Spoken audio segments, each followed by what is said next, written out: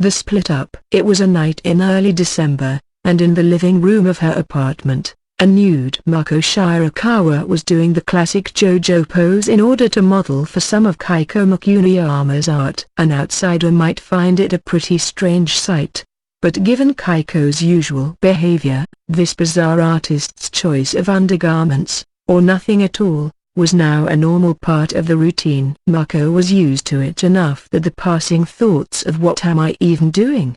never even occurred to her anymore. The living room door slowly opened, revealing Nayuta Kani as she sluggishly stumbled in. Her face was too downcast to gauge her expression well. "Oh, welcome back, Nayu. You're home early." Mako was a little surprised. It was only a few hours ago that Nayuta had cheerily bounced out to visit her boyfriend, Itsuki Hashima. He had finally wrapped up a manuscript that he'd been struggling with for quite a while, and to celebrate, he had invited her over to his place for dinner. They hadn't enjoyed a little tryst like this for quite a long time, so Nayuta made sure to wash every crevice of her body in the bath beforehand. Mako assumed she'd at least be staying the night. As Mako stood there, puzzled as she retained her JoJo pose, Nayuta silently dropped her bag on the floor, threw her coat down next to it, then staggered her way into Mako's arms, burying her head in Mako's chest as she all but collapsed. "Huh? Whoa. Nayu, can you not get in my way,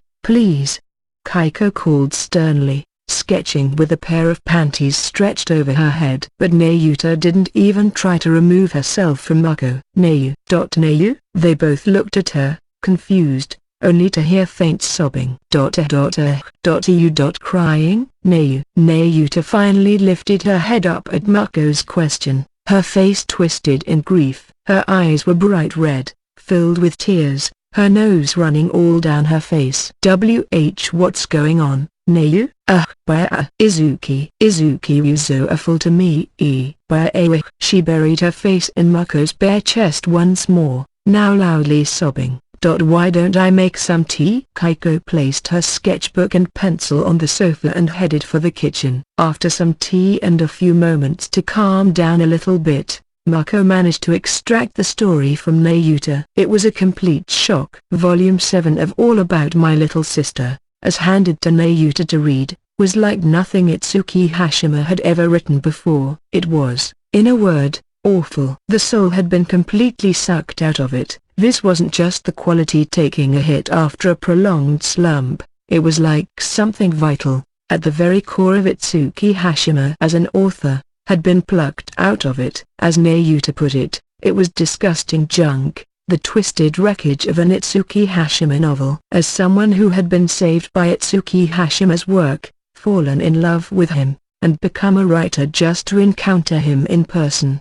there was no way Nayuta Kani would stand for this. So she was brutally honest with him. What is this? This garbage? If you're gonna make me read this soulless crap, like some I wrote it, then you're better off not being able to write at all. Hearing this reaction from his lover after he'd finally managed to complete a novel after a long, painful slump infuriated Itsuki as well. They failed to reach any kind of agreement as their argument grew more and more emotional, culminating in Itsuki's proposal, "Let's split up." She accepted. I can't believe Itsuki and Nayu would ever break up. Watching the face of Nayuta, now sleeping naked with her head on Mako's lap after all the crying and talking wore her out, Mako didn't know how to feel. To her, Itsuki and Nayuta were a match made in heaven. They were bound to get married before too long, and she had no doubt that they'd be on wonderful terms for the rest of their lives. Seeing it come to an end so quickly was an intense shock to Mako,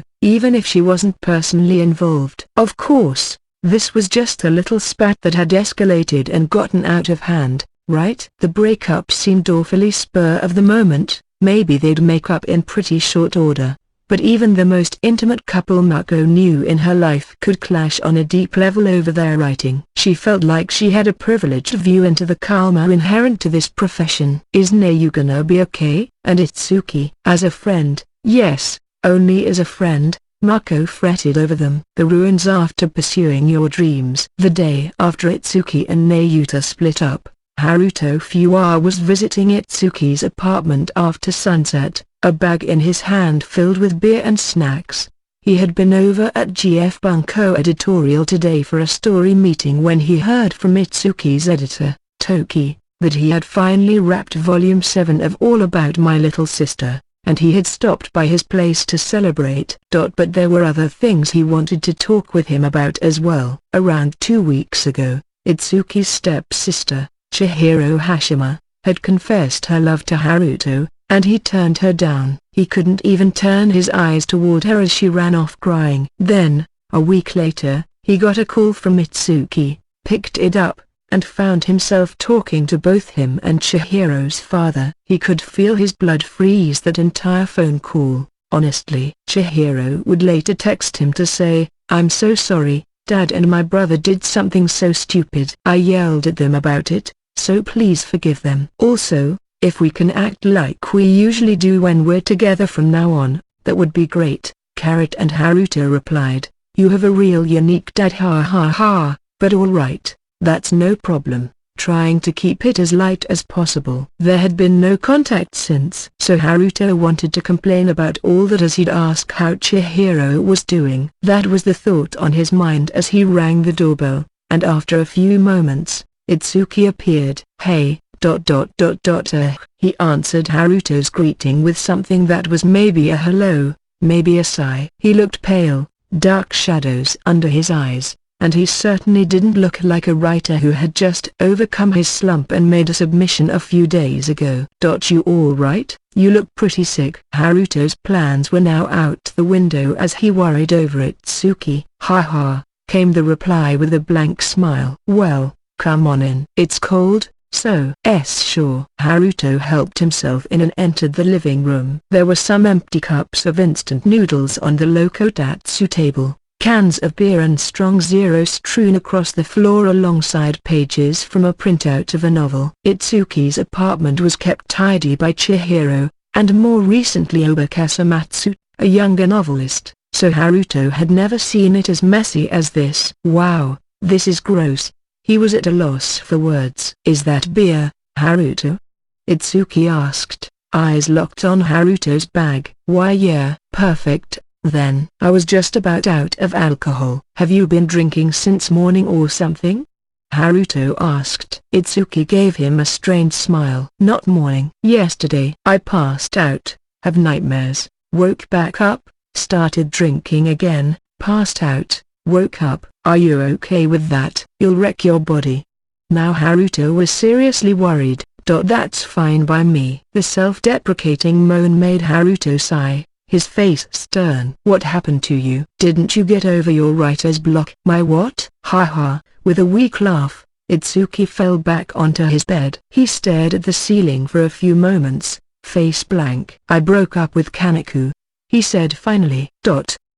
Haruto chewed this over for a bit before finally letting out a hysterical "You what?" "I see." "Yeah, that's pretty rough." After getting the full story from the week, whispering Itsuki, Haruto had little else to say to him. Itsuki had finally gotten out of that hellish slump and was ready to propose to Nayuta, but all his efforts were completely denied. She'd even said it was better back when he still couldn't write. It was easy for Haruto to gauge the emotional damage this had wrought. If his lover had reacted to him the same way, he might never recover. Not that he had anyone he was ready to propose to, though. Not for now anyway. So forget her. Stupid ass Kaneko. Damn it. Haruto sympathized with Itsuki, now curled up in bed and pouting. But are you sure you're okay with this? "With what?" "Just splitting with Nayu on the spur of the moment.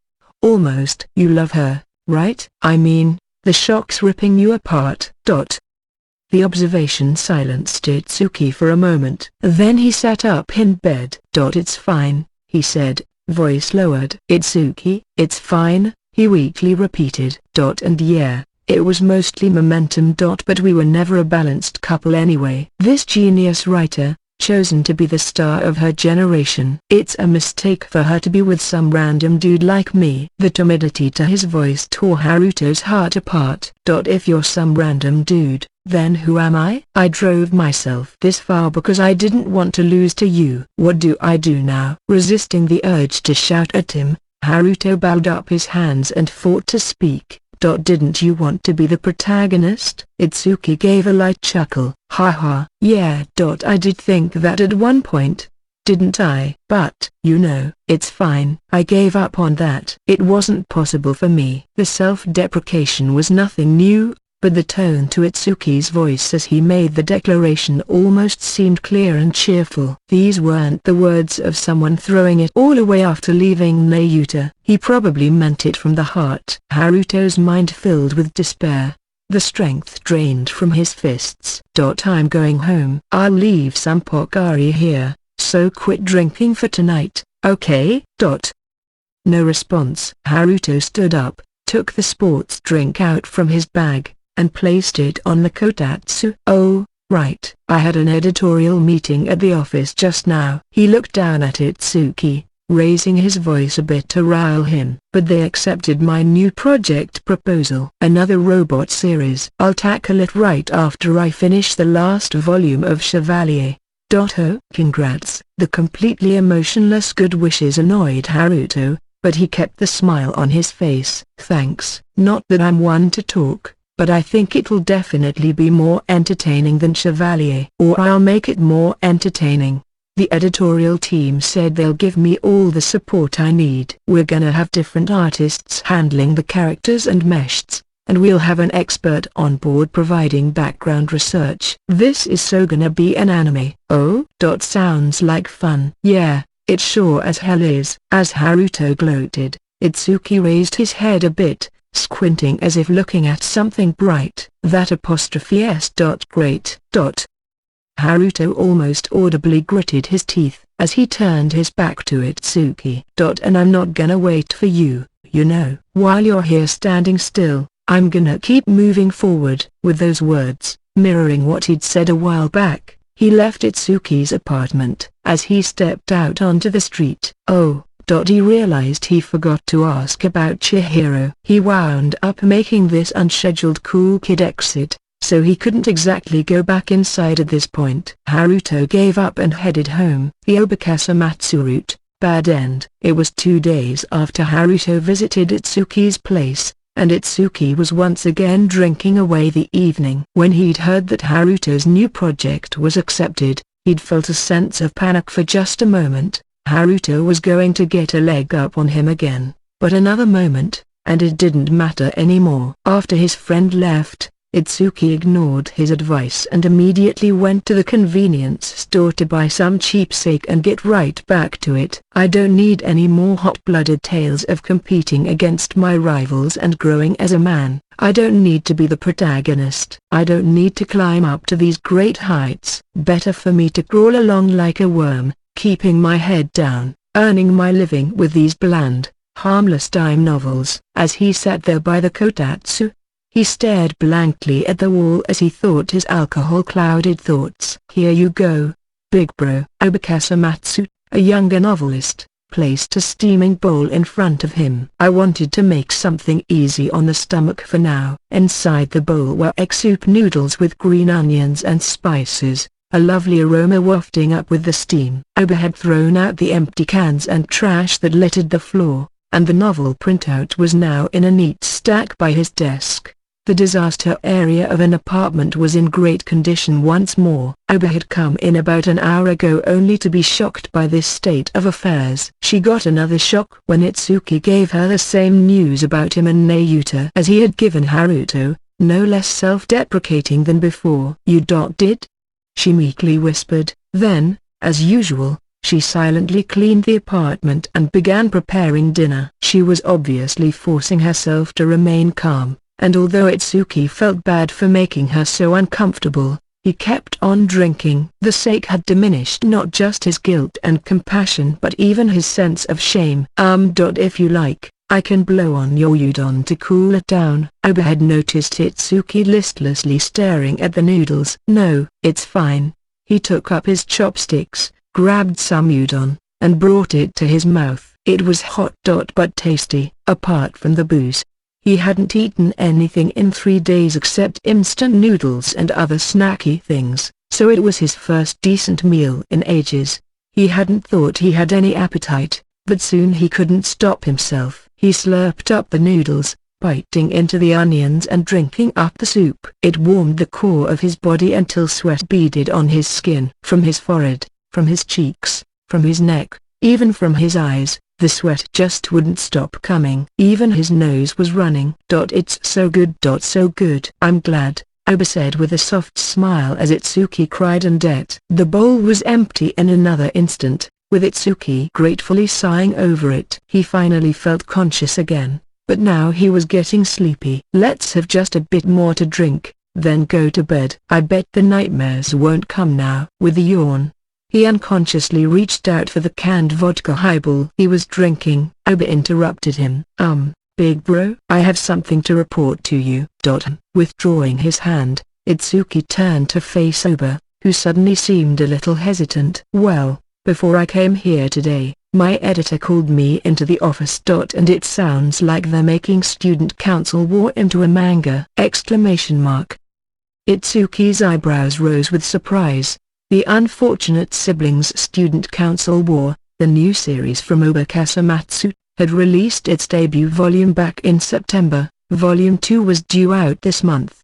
He had heard the sales on it were pretty good, but it was rare for a light novel to score a manga adaptation after just one volume. It proved that editorial expected some pretty big things from it. Oh, that's great. Itsuki honestly thought so. He had crash-landed to Earth. But in Oba, he saw someone with the potential to keep soaring upward. It sure is. And I owe all of it to you, big bro. There was a visible flush on her cheeks as she bashfully addressed him. There really wasn't that much I did for you. It's all thanks to your own effort. That's not true. Sure it's true. It's not. It is. I'm just You're wrong. Oba was visibly annoyed at Itsuki's poor old me game. If you weren't around, big bro, I would have stopped writing right then and there. I'm here today thanks to you. Oba. Itsuki looked troubled, and Oba tried her hardest to placate him. So if it'll make you feel better, big bro, I'll do anything you want. Anything. Don't tell some drunk guy you'll do anything for him, Damas. But before he could caution her, a wry grin on his face, Oba turned bright red. But don't get the wrong idea. Oh, when I say anything, I'm talking about literally anything, and of course that includes SSS sexy stuff, like. In fact, I'm super curious about that, so if it's okay with you, I'm all for it. That kind of thing. Itsuki peered intently at the flustered Oba. Her eyes were serious, her shoulders quivering a little. You really serious? Why yes, I am. Oh. Itsuki lifted his eyes toward the ceiling to avoid looking at Oba's face. His vision went blank for a moment, his thoughts growing vague in his mind. When he focused on Oba again, she was still staring at him, an almost feverish expression on her face. Then why don't I take you up on that? Wasting no time, Itsuki stood up and grabbed Oba by the shoulders. She closed her eyes for a moment, as if frightened, a tremble running up and down her body, but she didn't resist him. Big bro. MMPH. Just as she was about to say something, Oba's lips were taken by Itsuki's. Their tongues intertwined, and without pulling away from her, he pushed her down on the bed. Removing his lips, he quickly took off Oba's clothes, while her moistened eyes were fixed on him. If you could turn off the lights, please. No. With that point-blank denial, he ruthlessly stripped off Oba's bra and panties. She tried to hide her most intimate parts with her hands, but that would not be allowed tonight. I'm so embarrassed. She was not well endowed, but her breasts and hips had grown into an unmistakably feminine figure. Her arms and legs were those of a 17-year-old, neither child nor adult, and they made Itsuki's head a spin. After taking in the sight of the completely naked Oba for a few moments, he began to run his tongue along her more sensitive parts, over and over, enjoying her reactions as he did. Then he took off his own clothing. Be gentle with me." The request came with a mixture of fear and excitement. Then, slowly, burning with desire, Itsuki plunged himself into her. It feels so good. More, go deeper in, please. Big bro. Tears welled in Oba's eyes. It was clear she was more playing the role than anything, but her courage only made Itsuki's senses surge. Oba. With every thrust, groans and the noises of exertion came from Oba. Over time, they transformed into sweet little gasps. Big bro.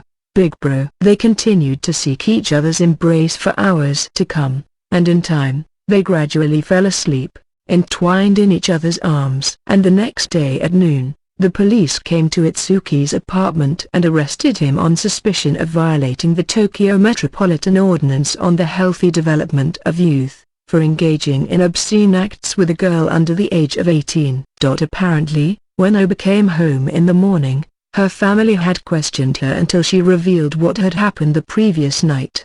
They promptly called the cops. Oba tried to protect him, testifying that everything was consensual and that she and Itsuki were in a relationship with the intention of getting married, but Itsuki denied all of it. "There's no love at all," he told the authorities. "I forced her into it in order to satisfy my desires." So he was convicted and sentenced to prison. As a result of this incident, all of Itsuki's novels, as well as the comics and Blu-rays of the anime he was involved with, were recalled and placed out of print. He was banned from gift publishing, as well as ordered to pay a large amount to them in damages. Haruto, Mako, Setsuna, and all his other friends and acquaintances gave up on him, and even Chihiro and Kazuko but disowned him, stating that sex offenders would be no part of their family. Having nowhere else to go, he was prowling around the streets one night when he suddenly heard the loud, echoing sound of a horn. He turned around to find bright headlights filling his vision, and the truck that had appeared behind him turned him into mincemeat without even a moment of pain. The next thing he knew, he was standing in a strange, empty space, occupied only by him and a beautiful young girl. "I am the goddess Aquarius, and I will grant you one more chance." "What? Will I give you any cheat skills?" "Sorry, I don't offer those kinds of services." "No, you're going to be resurrected as a pile of horseshit in a doomed world ravaged by a bloody, horrible war between humans and demons." A beam of brown light shot from the goddess's hand, and like a turd circling the toilet after flushing, Itsuki was sucked into a dark void. Wag! With a shudder, Itsuki opened his eyes, only to find Obe looking down at him, concerned. "Hey, are you alright, big bro?" He hurriedly propped himself up, head swiveling around. It was the same old apartment. The empty bowl still on the kotatsu in front of him. Huff. "I almost got A's-kai'd." "When did real life end and the dream begin?" I think it was around when you asked, 'Are you serious?' and I said yes." Itsuki's sudden reaction made Oba lose some of her confidence. Oh, apparently, his mind must have drifted off after that. Looking at the clock, he realized that it still wasn't very long after his udon noodle dinner. It was a dream. Or maybe one of those waking dreams, or a premonition, perhaps something warning him that if he made the wrong decision now, it'd be nothing but trouble for him. "You're sweating a lot. Are you alright?" "Why yeah." Oba presented him with a damp towel. He gladly accepted it and wiped down his face. As he did, Oba gingerly continued. So, big bro, what should we, do, huh?" "About what?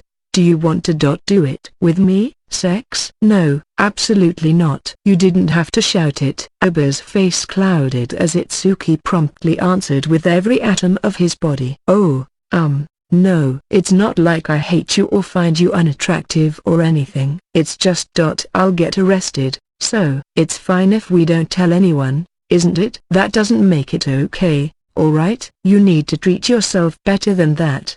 But this is for me. I know how precious it is, which is why I want to give it to you, big bro." Her weirdly erotic tone of voice made Itsuki blush. Wow, you're getting pretty good with your banter. But no. And that's the end of this conversation. Alright. Oba pouted a bit, then looked sternly at Itsuki. Then if so, you should treat yourself better, too. I don't want to see my big brother on this road to self-destruction, after all. Right, Itsuki weakly replied, meekly nodding at the earnest admonition. Once sober left, Itsuki sat back on his office chair and let out a deep sigh. It might have been a dream, but the realization that he had done all kinds of dirty things in his mind to this girl's body filled him with pangs of self-loathing. He thought it was okay if he wasn't the protagonist.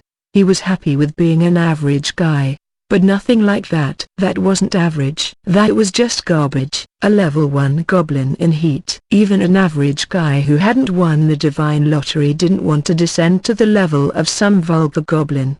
Enough wallowing in self-pity, he whispered to himself as he stood up. There were still around a dozen cans of beer in the fridge, but he emptied all of them into the sink and threw the cans in the garbage bag. But that wasn't enough for him. He needed to become a machine, one that just kept on writing novels, shut away from desire, not distracted or lured by anything else. And to achieve that, the next afternoon, Itsuki's editor, Kenjiro Toki, visited his apartment with a galley proof of all about Volume 7. Seeing Itsuki at the door, Toki was shocked into silence. What happened to your head, Itsuki? Now we match, the writer blankly replied, listlessly watching his terrified editor. Itsuki had fully shaved his head, and indeed, he and Toki were now a match that way. But the hair wasn't the only odd thing. He was dressed in a kasaya, a Buddhist monk's stole. The fabric had an odd sheen to it, so it was likely a cosplay prop,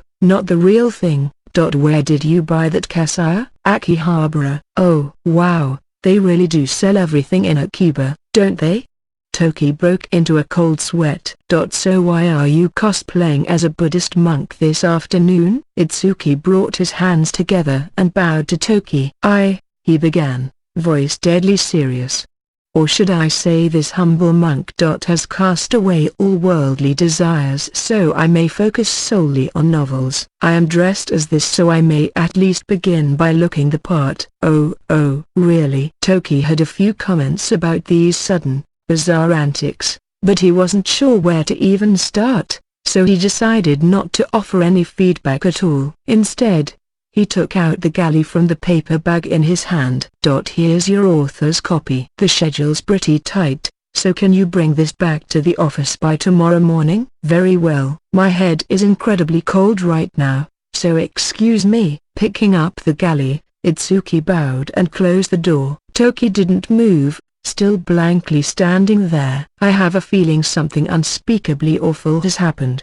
Dread was only growing in Toki's mind, going off the rails. I just finished dinner, so you want some? Around the time Itsuki almost laid hands on Oba and went on a grand reincarnation adventure, Mako was fresh from her job and in front of Nayuta's door, calling her for dinner. There was no response. She tried a few more times to no effect, but she could hear noises from inside. I'm gonna open it, okay?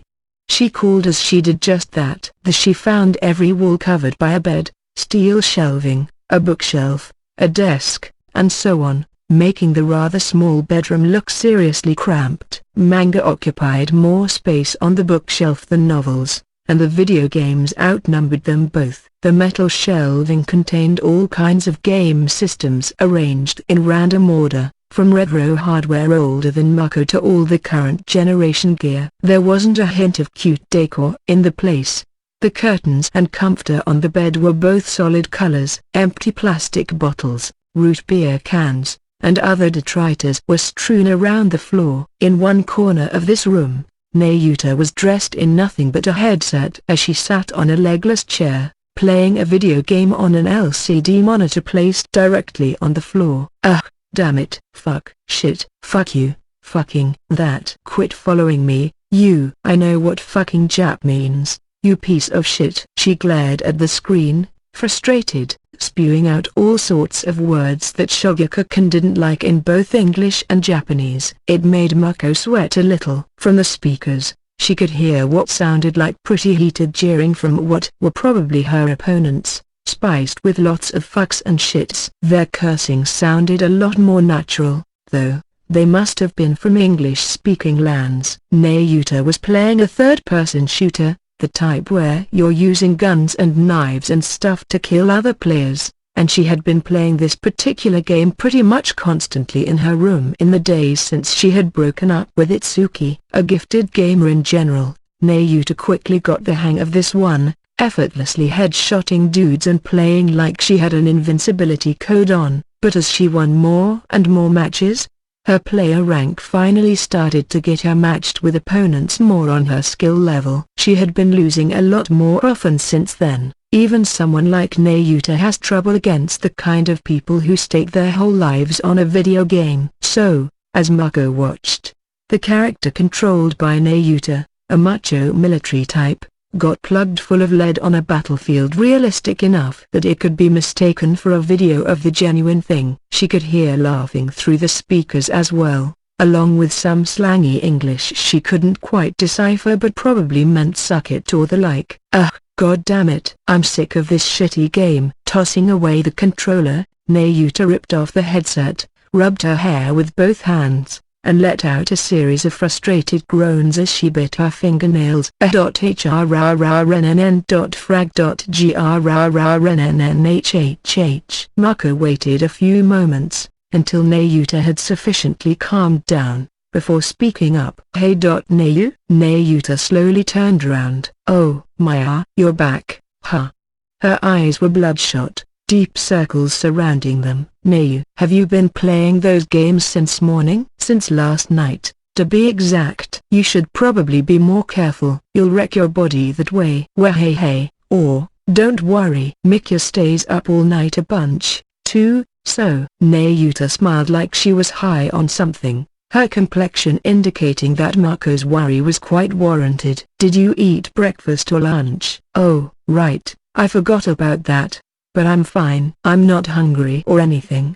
She picked up her headset, trying to wrangle it around her head once more. Whoa, you're gonna keep playing? I can't end on a loss. I wanna kill at least 100 of these or else I'll never sleep right.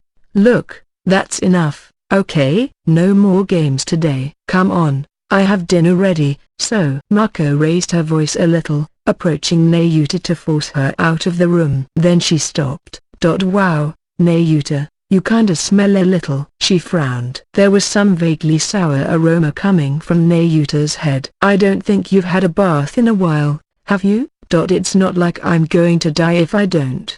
Besides, even if I cleaned myself up, it's not like I have anyone to screw, so. SC. What? Nayuta's choice of words made Mako's cheeks flush. Well, we have to live with your stinky butt, and that causes a lot of problems for us. Just go take a bath right now. All right. Nayuta reluctantly stood up, left the room, and headed for the bath. I swear. Once she was gone, Mako let out a heavy sigh as she picked up the cans and bottles lying around.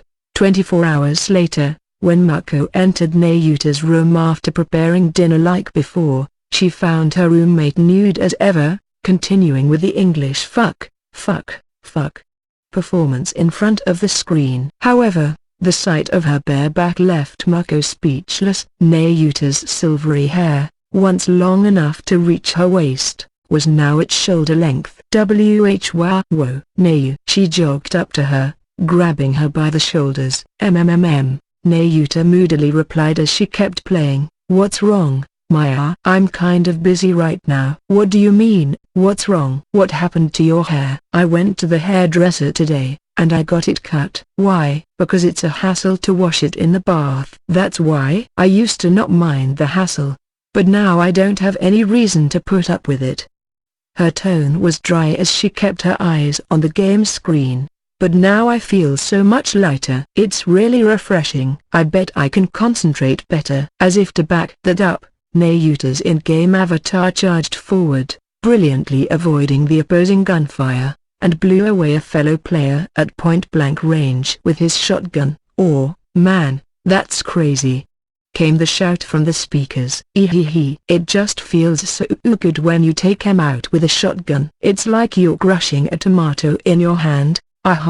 With that happy laugh, She removed her headset and finally turned toward Marco. Right. Now that I've done enough killing, let's eat. I think this is gonna be the yummiest meal I've had in a while. Haha. Marco felt something vaguely frightening in Nayuta's radiant smile. The day after that, a bit before 11 in the morning, Marco was arranging some package deliveries at the GF Bunko editorial office when Kanjaro Toki's desk received an internal phone call. Toki himself was asleep on the floor, wrapped in a cardboard box, so Marco picked it up for him. GF Bunko editorial. Oh, is that Marco? Itsuki Hashima's voice came over the receiver. Huh? Itsuki? Did you need something from Mr. Toki? Yeah, I'm bringing over my author's proof. All right. Toki's sleeping on the floor right now, so I'll pick it up for him. She hung up and left the office, only to find Itsuki waiting for her at the front door. Thanks for waiting. No problem. Here are the pages for Volume 7 of All About. Itsuki gave the puzzled-looking Marco the galley in its manila folder. Ah, okay. She reflexively accepted the folder before coming to her senses. Itsuki, why are you dressed like that? The panicked question was directed toward Itsuki, head shaved and dressed in his monk's cosplay. Itsuki clasped his hands together in prayer and bowed. This humble monk has cut himself off from his worldly desires and has resolved to devote himself wholeheartedly to novels from now on. Thank you for your understanding, bonk. Before she could even think about it, she had given Itsuki's bald head a loud whack. Ow! What are you doing?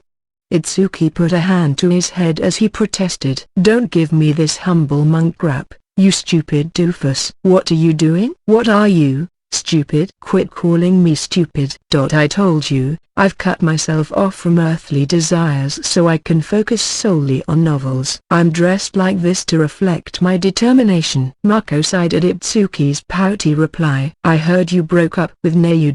But are you sure you're okay with that? Yes. Are you serious? Yeah, he plainly replied as Marco raised her voice. You know, Nayu's done nothing but play video games since then. She cut off most of her hair, too. It's just so weird with her, scary, even. The news made Itsuki a tad upset, but he quickly reverted back to his sour frown. HMPH. Like I care what that floral leg crab does. Can you stop being so stubborn? Just apologize and make up already. His frown turned into a scowl. Huh? Why do I have to apologize to a shawl crab? I didn't do anything wrong.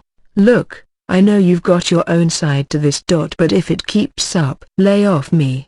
Besides, this is between that southern blue crab and me. It's none of your business. His manner of speaking made something snap in Marco. None of my business. Maybe he's right. Why am I the only one so frustrated about all this? It's just like he said, I'm not under any obligation to meddle with them. Oh, really? Well, great. Go ahead. Act like some Buddhist priest all your life. Fine. That's what I wanna do. But anyway, here's the author's galley back. Okay? The elevator arrived at their floor just in time for Itsuki to end the conversation, disappearing behind the closing doors. Ugh, you're so damn stupid, as she cursed at him. Who was that monk, Marco? I don't know. He's spouting a bunch of ridiculous BS. The editorial staff exiting the elevator wondered a bit why Marco was so worked up. Mission very impossible. A little over a week had passed since Itsuki and Nayuta's breakup. Itsuki, head still shaved, had focused on his writing as if possessed by some kind of spirit. He had begun work on Volume 9 of Sisterly Combat just this month, and he was already about halfway through the first draft. As Toki put it after reading the in-progress version, in terms of its quality as a commercial piece, there's no problem with it at all. Mark also asked Toki if his submission for Volume 7 of All About, the one that had so enraged Nayuta, was really that bad. Certainly, he replied, it doesn't have the insane passion of Itsuki Hashima's previous work, but it's a very well-made, complete volume. The reviewed proofs that had come back the other day upped the quality even further, catching little mistakes that even Toki and the proofreader missed. If anything, he's improved his skill as a professional writer, Toki had said. Although things were pretty touch and go for a while, Itsuki had escaped from his slump, more or less, and he was back to being a contributing member of society. With Nayuta, however, things were dire. You know, Mako. Yes. At the GF Bunko editorial department, Mako was collating survey responses on her computer when Kirara Yamagata approached her, apparently pretty flustered over something. She was Nayuta Kani's editor and also the only full-time female member of GF Bunko editorial, so over time, she had become Mako's closest friend at the office. I can't get a hold of Nayuta. Do you know what's up, huh? Nayuta had always proceeded through life at her own pace, watching deadlines zip by without a care in the world and ignoring Yamagata's calls like it was her God-given right. But since her work began to be adapted into movies, manga, and so forth, she had actively participated in meetings with all the people involved, always picking up Yamagata's calls and always meeting her deadlines. Is there something going on today, by any chance? With Nayu? Mako was already dreading the answer. It's a table read for the film. The staff is all in the conference room now. It was extremely likely that Nayuta was either sleeping or gaming in her room. Just 1 minute, okay? She immediately tried Nayuta's phone. No answer. Kirara, I'm going to pick her up from our place. Thank you. Yamagata's face was filled with a silent plea. When Mako reached Nayuta's bedroom, she found her roommate just as she'd expected, gaming in the nude. Nayu, you had a script meeting at the office today, didn't you? Nayuta's reaction was sluggish, filled with lots of uhs and ahs as she slowly dragged herself upright and checked the phone she had dropped in a corner. That was today, huh? Hurry up and get ready. Mako urgently commanded her. Nayuta gave her a lethargic look. I'm gonna pass. Actually, from now on, I'll leave everything to the director. What? You know you can't do that. Oh, it's all right. They're all top-notch. They'll make a great movie, whether the novelist is there for it or not. The film adaptation of The Golden Landscape was being created by the same crew behind the Silvery Landscape movie, which was a big hit when it came out a while back. Nayuta was probably right, when push came to shove. But you can't just throw in the towel partway through. That's so irresponsible. Nayuta gave a dry chuckle. So what? It doesn't matter anymore. The movie, the novels. Her voice sounded so weak, it honestly frightened Mako. What do you mean, it doesn't matter?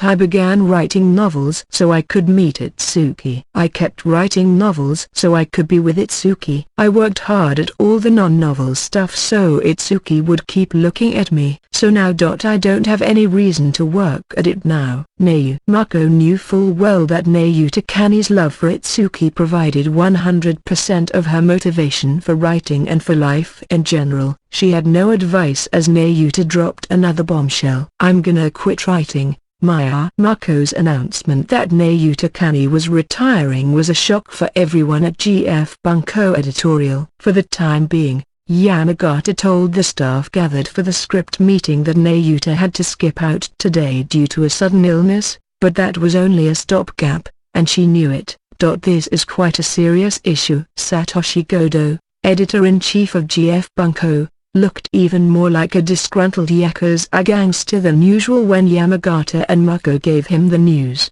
Can you do anything about that? Yamagata lightly shook her head. I'll try to persuade her, but to be honest, I don't see much hope. If there's anyone who can do something. She turned her eyes toward Mako. Godo followed her lead.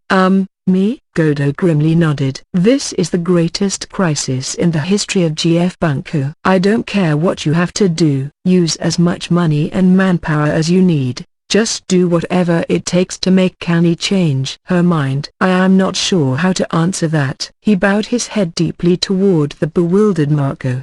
Please. The fate of GF Bunko is riding on you. Save us.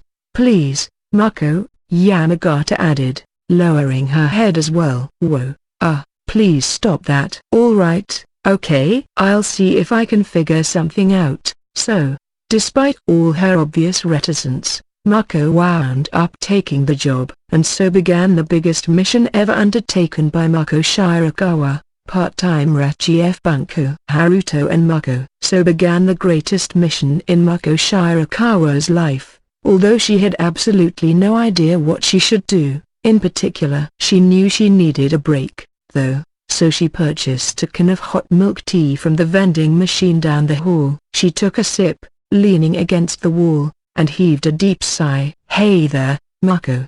Haruto Fuwa's voice reached her from the side. "Oh, hello there." "Another editorial meeting?" "Yeah, I just wrapped it up." GF Bunko was proceeding with the final volume of Chevalier of the Absolute World in parallel with Haruto's new project, but both he and his editor, Kawab, were brimming with enthusiasm about both, so Haruto had become a regular around the office. "But you look pretty tired out." Mako raised a corner of her lips. "Yeah, I've taken on kind of a difficult project." "Difficult?"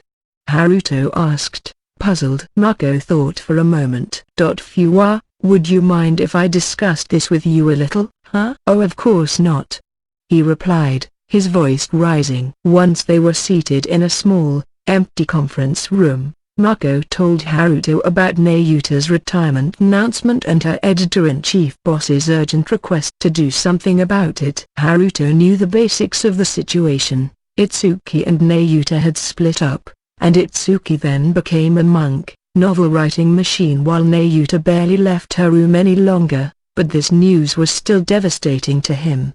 But, yeah, Itsuki was 100% of the motivation for Nayu's writing, so I guess I could have expected this. Haruto snorted a bit. "So if you want her to take that back, I guess you'll have to get Nayu and Itsuki back together." "I guess so," Mako replied, irresolute. "But things couldn't be worse between them right now." "Like, I don't see how they'd approach each other again." "Ugh, right." Haruto recalled the impression Itsuki had given him, and he scowled. Considering how good things were going before, once it falls apart like this, it's gonna take time to build it back up, huh? "I'm sure you're right." Mako nodded. "And also what?" She frowned in frustration. The idea of repairing this relationship just so we can have Nayu keep writing. "I'm not sure how I feel about it." Haruto looked somewhat thrown by this. "Huh? You mean?" He began to panic a little. "You mean you're gonna use this chance to, go after Itsuki, huh?" Now it was Mako at a loss. "What?" she yelped. "No, I don't think about Itsuki that way at all anymore." "Oh, okay." She muttered, surprised at how relieved Haruto seemed about it. "But what I'm saying is, being in love, is a really private matter. Whether they get together or break up, it's a real heart-to-heart clash between them, and in this case, this is the result, right? It just seems dirty, or, super rude to them, to intervene just because it'll be trouble for our company. I'm not sure an editor has the right to do something like that." "I see," Haruto said, softly nodding as he considered Mako's words carefully. "That would be unpleasant for them, yeah, especially Itsuki. It'd basically be telling him that he's a tool to keep Nayu from retiring." "Exactly." But as the Ick said, if Nayu stops writing now, it'll put the whole publisher through a ton of trouble. And not just gift publishing but the companies involved in this whole media campaign, the bookstores, the readers, even writers like me on the same imprint. It really is a concern. "I know that, definitely." "So if I could wave a magic wand, I'd like Nayu to restart her writing career without Itsuki. But how?" "I don't know. That's why I'm asking for advice." "Oh."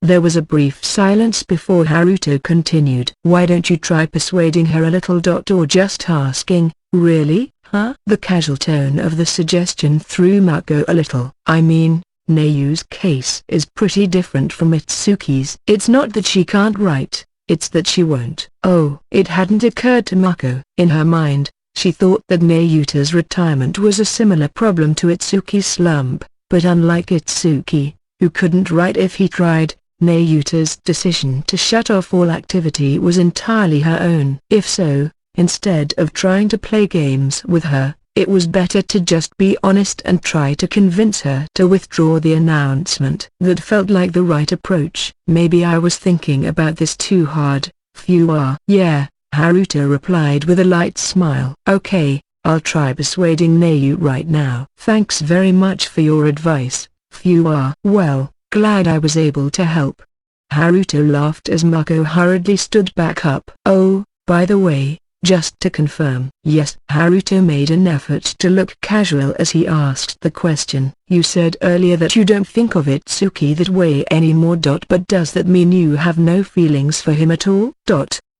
Mako froze for a moment, unable to reply. Then she smiled. Yep, none at all. Ah, a relieved smile crossed Haruto's face. Because I'm still in love with you, by the way.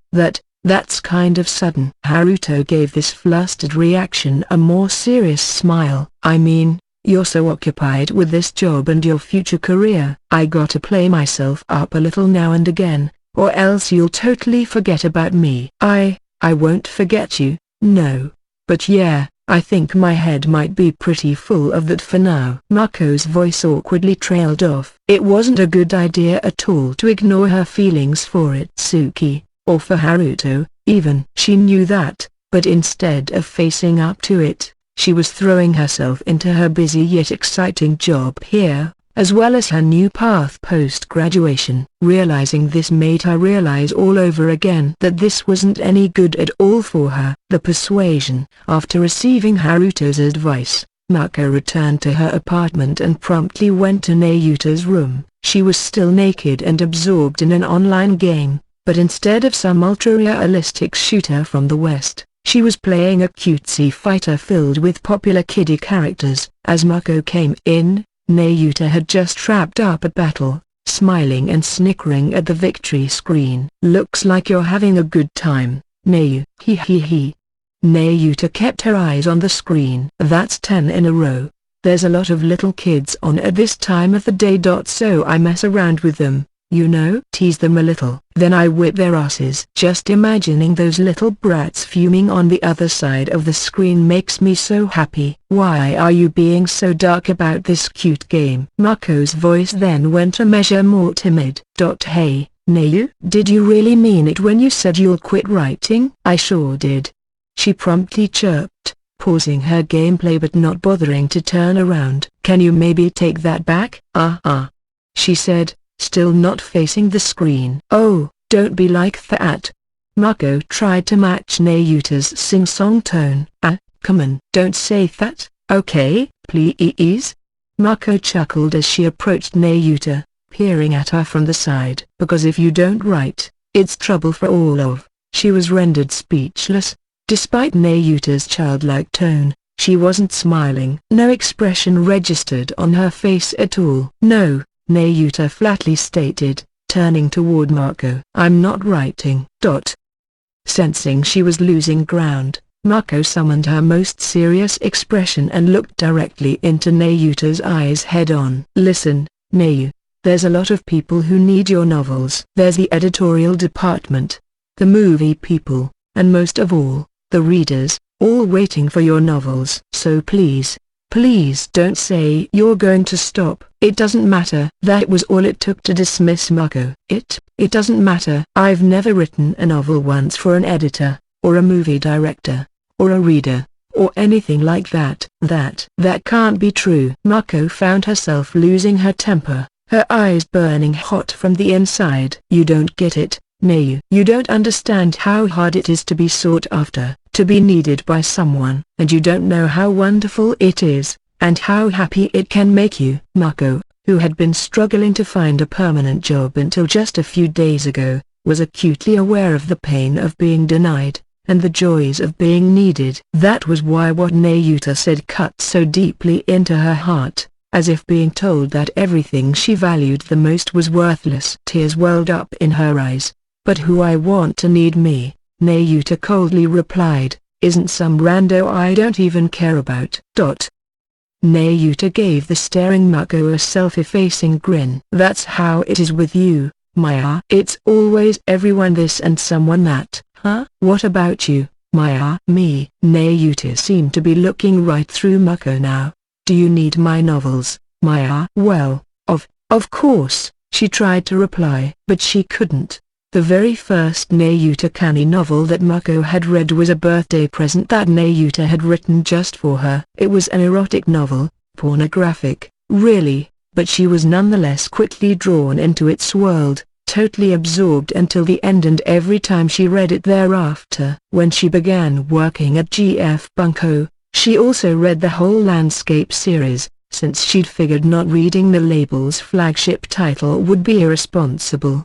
It was just as absorbing, sucking you in and never letting go, and each volume constantly fascinated her. Mako truly loved Nayuta Kani's novels. She could assure anyone of that. But did she need them? That was harder to answer. Her work had a lot of incredibly ardent fans, fanboys if you wanted to be negative, believers if you wanted to be positive, people for whom reading Nayuta's work provided their whole reason for going on living. Mako's feelings certainly weren't that strong, and since she had never written a novel, she never struggled with how much of an exceptional talent Nayuta was, the way Itsuki and other creators had. She had never aspired to be a writer because of Nayuta, the way Obakasamatsu did, and she had never given up the pen after Nayuta's talent beat her down, the way Kararu Yamagata did. Nayuta the person was one thing, but no, Nayuta's novels weren't that important to Mako's life. That was the only conclusion she could make. And yes, she was working part-time at GF Bunko, but she'd be at another publisher in a few more months. Even if the Landscape series shuddered to a halt and Gift Publishing took a major hit to their bottom line, it wasn't going to affect her life all that much. "I'm sorry, Maya. But you're just not reaching me right now." The note of sadness in her words stabbed at Mako's heart. Mako was here trying to persuade her because Godo and Yamagata had asked her to.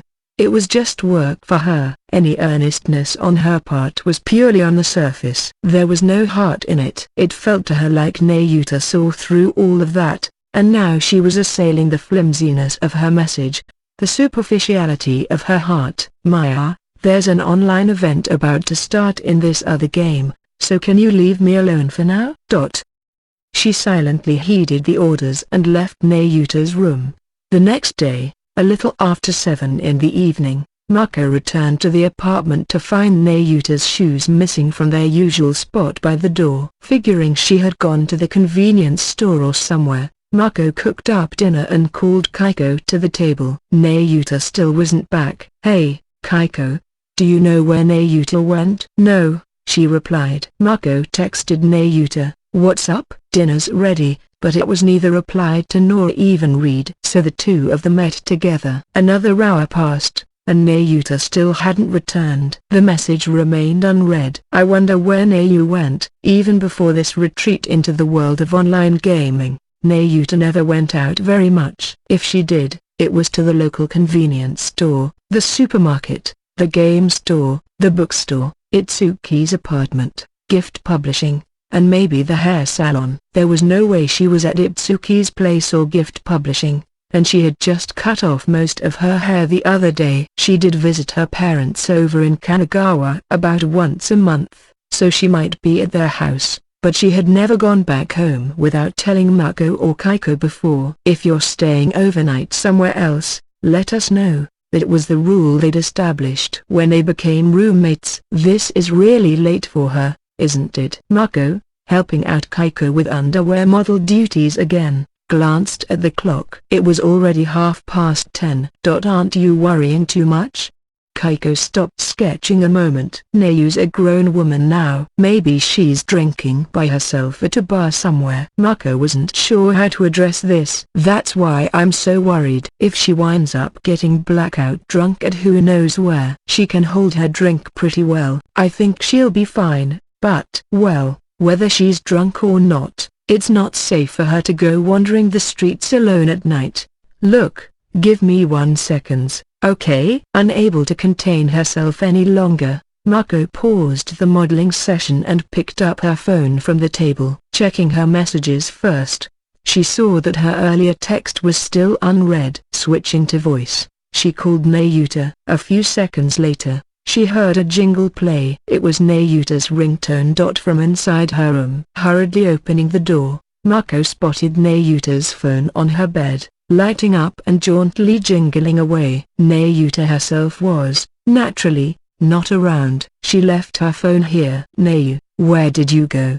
Mako felt ready to cry. Should we call the police? If she's just a little late coming back, Kaiko calmly replied, I doubt they'd take you too seriously. Not unless we had some kind of other evidence. Evidence? Like what, huh? Well, like, if she had issues with a stalker before, or if she'd been acting strangely, or whatever. Mako's eyes widened. She's been acting really strangely. She cut off all her hair. She's yelling at her video games all day. And yesterday we kind of got in a little argument. It was Mako who had quickly trudged out of Nayuta's room after failing spectacularly to change her mind, but maybe the experience hurt Nayuta's feelings, too. And hearing all Mako's thoughtless comments when her heart was already in a fragile state, maybe the shock from that was far more than Mako had imagined. She was estranged from her lover, wounded by her trusted friend. The more Mako thought about it, the worse a direction her imagination went. We really should call the police.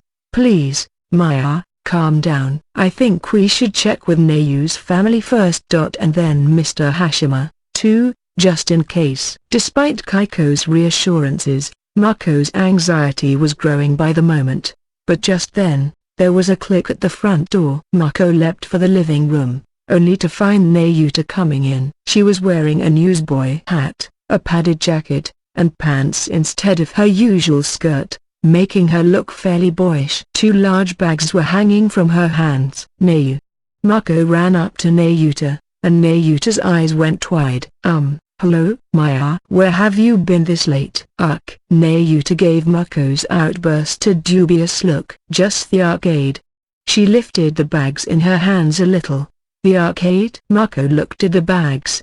They had the logo of some video arcade on them, and they were filled to the brim with an assortment of stuffed animals. Nah, haha, I totally emptied out one of the crane game cabinets.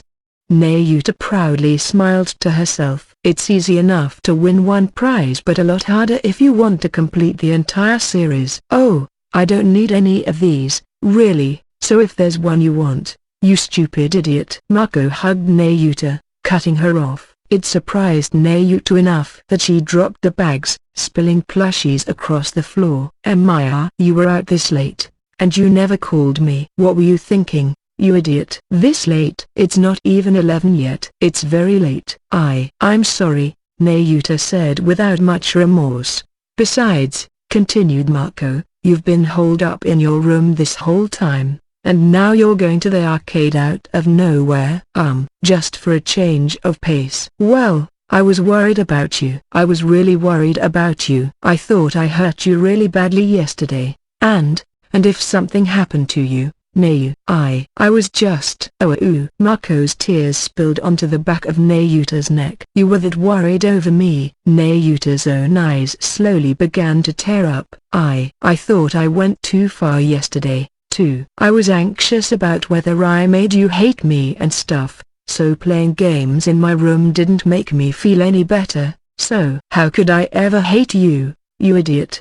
Mako hugged Nayuta even tighter. I mean, I'm putting you through this trouble, Maya. I'm lashing out at you. I'm bothering you so much. No, I'm the one trying to force things on you. I wasn't considering you at all. I'm sorry. I'm really sorry. Maya. Nayuta hugged Mako back, sobbing. Maya, I love you. I love you so much. I love you, too, Nayu. I'm so glad you're okay. You can play all the games you want. You don't have to write novels. Just don't go away without telling me, okay? Okay. I'll keep playing games forever. I'll never work for the rest of my life. And I'll always be by your side, Maya. Nayu. Maya. They hugged each other hard, then let go, gazing at each other through teary eyes. Then their faces approached again. Oh, if this is going straight into sex, do you mind if I sketch it a little? The sound of Kaiko, sketchbook in hand, made Mako hurriedly separate herself from Nayuta. We're not doing that, she said, her face red. Nayuta turned toward her, a little flushed. Well, I want to have sex with you, Maya, stop acting so stupid. You haven't eaten yet, right? I put dinner in the fridge, so hurry up and eat. Okay, Nayuta replied with slight disappointment on her face. Then her voice turned sweeter. After dinner, do you think we could take a bath together? We haven't done that in a while. Sure. Woohoo. Also, can I sleep with you tonight? As long as you don't do anything weird. Can I lick you? No. Can I suck on your tits? Well, we can talk about that. Nayuta gave her a childlike grin, then walked toward the living room. Phew. I'm so glad. I really am. Kaiko overheard Mako talking to herself. You're almost acting like her mother, Maya. There was no heartfelt warmth to the observation. The tone was sheer exasperation. Regardless, Mako's mission impossible to make Nayuta withdraw her announcement turned out to be just that. I couldn't do it, she told Godo the next day, and for that matter, I don't think it's right to ignore her feelings and force her to write. I think we'll just have to wait and hope she'll write again someday. Godo gave her a withering scowl, and that was that. Yakinaku. Just as Nayuta Kani was poaching vast herds of stuffed animals at the arcade, a new story was about to begin at the hands of Tadashi Kamo, author of Karuma the Lawyer and A Man Riding High as a promising new GF Bunko star, hot on the heels of Nayuta and Itsuki Hashima. He was in a high-class Yakinaku barbecue restaurant in Tokyo, having some beer and enjoying himself as he chatted with the companion sitting opposite him. Thank you so much again for your help. I really owe you one. Makina Kaizu, his partner at the table, took a sip of his oolong tea.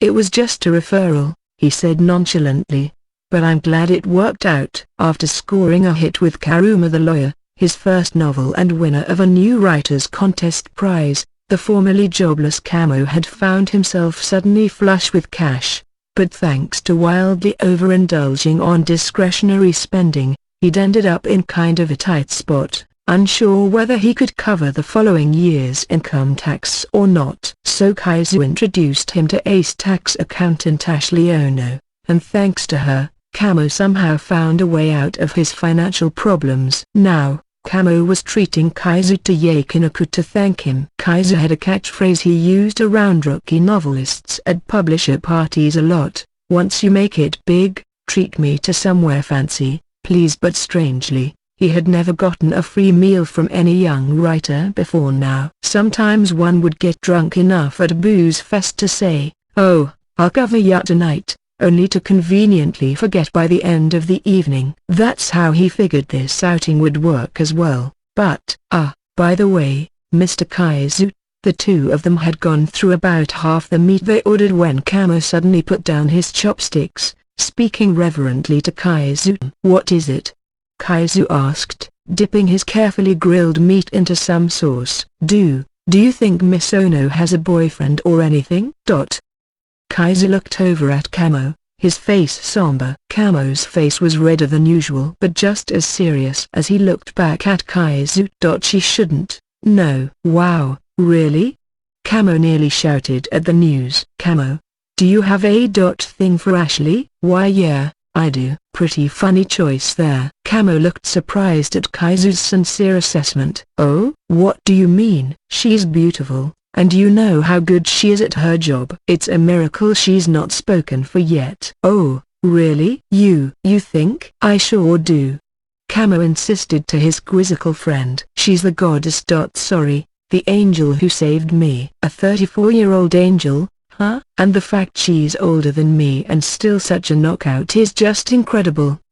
Ashley, my eternal fallen angel of forever love." Fallen. Kaizu could barely believe what he was seeing, as the smitten Kamo began to lose his ability to form coherent sentences. "Oh, right. Also, Mr. Kaizu." "Yeah? I think I'm going to ask Miss Ono out on a date." "Oh yeah? You know her pretty well, right, Mr. Kaizu?" "So maybe. You want me to tell you what she likes and stuff?" Kamo leaned forward, nodding briskly. Kaizu had thought he was being a little insistent, demanding he take him out for Yakinaku in exchange for introducing that tax accountant, but apparently this was the real motive behind it. Kaizu studied him again. Here was Tadashi Kamo, age 29, a full-time writer who had made his debut last year but was unemployed before that. He was single, medium build and height. His posture wasn't great, but it was improving, probably thanks to the confidence from being a best-selling novelist. His sense for creating interesting stories and characters was something not only Kaizu but Haruto and Godo also acknowledged, but even more praiseworthy was how, in order to revise the rather poorly written novel he submitted to the contest, he pored over the editorial notes and some other novels in the genre. In the end, he had honed his own work to a level of perfection completely unrecognizable from the original. His ability to sincerely take advice from others, his perseverance in the face of such a vast amount of material to go over, and his skill in properly applying everything he absorbed into his own writing, those were all vital qualities for a writer, and even beyond Karuma the lawyer, they were bound to help him in everything he produced. He was kind of lacking in common sense, likely due to his long stint of joblessness, but that would work itself out. He might get carried away a lot, but he wasn't a bad person, and deep down, he had serious drive. There's no doubt that he's got a promising future ahead as a writer. At least, way more than I do. All right. And so Kaizu told Kamo all about Ashley's likes, dislikes, and hobbies, as much as he knew about each. All, that is, except for her relationship with Kasuko Sekigahara and how she still hadn't let go of her after all this time. Well, thank you so much, Mr. Kaizu. You've given me a lot of useful information, and I'm gonna use it to do this right. Kamo was all but running out of breath as he spoke. Yeah?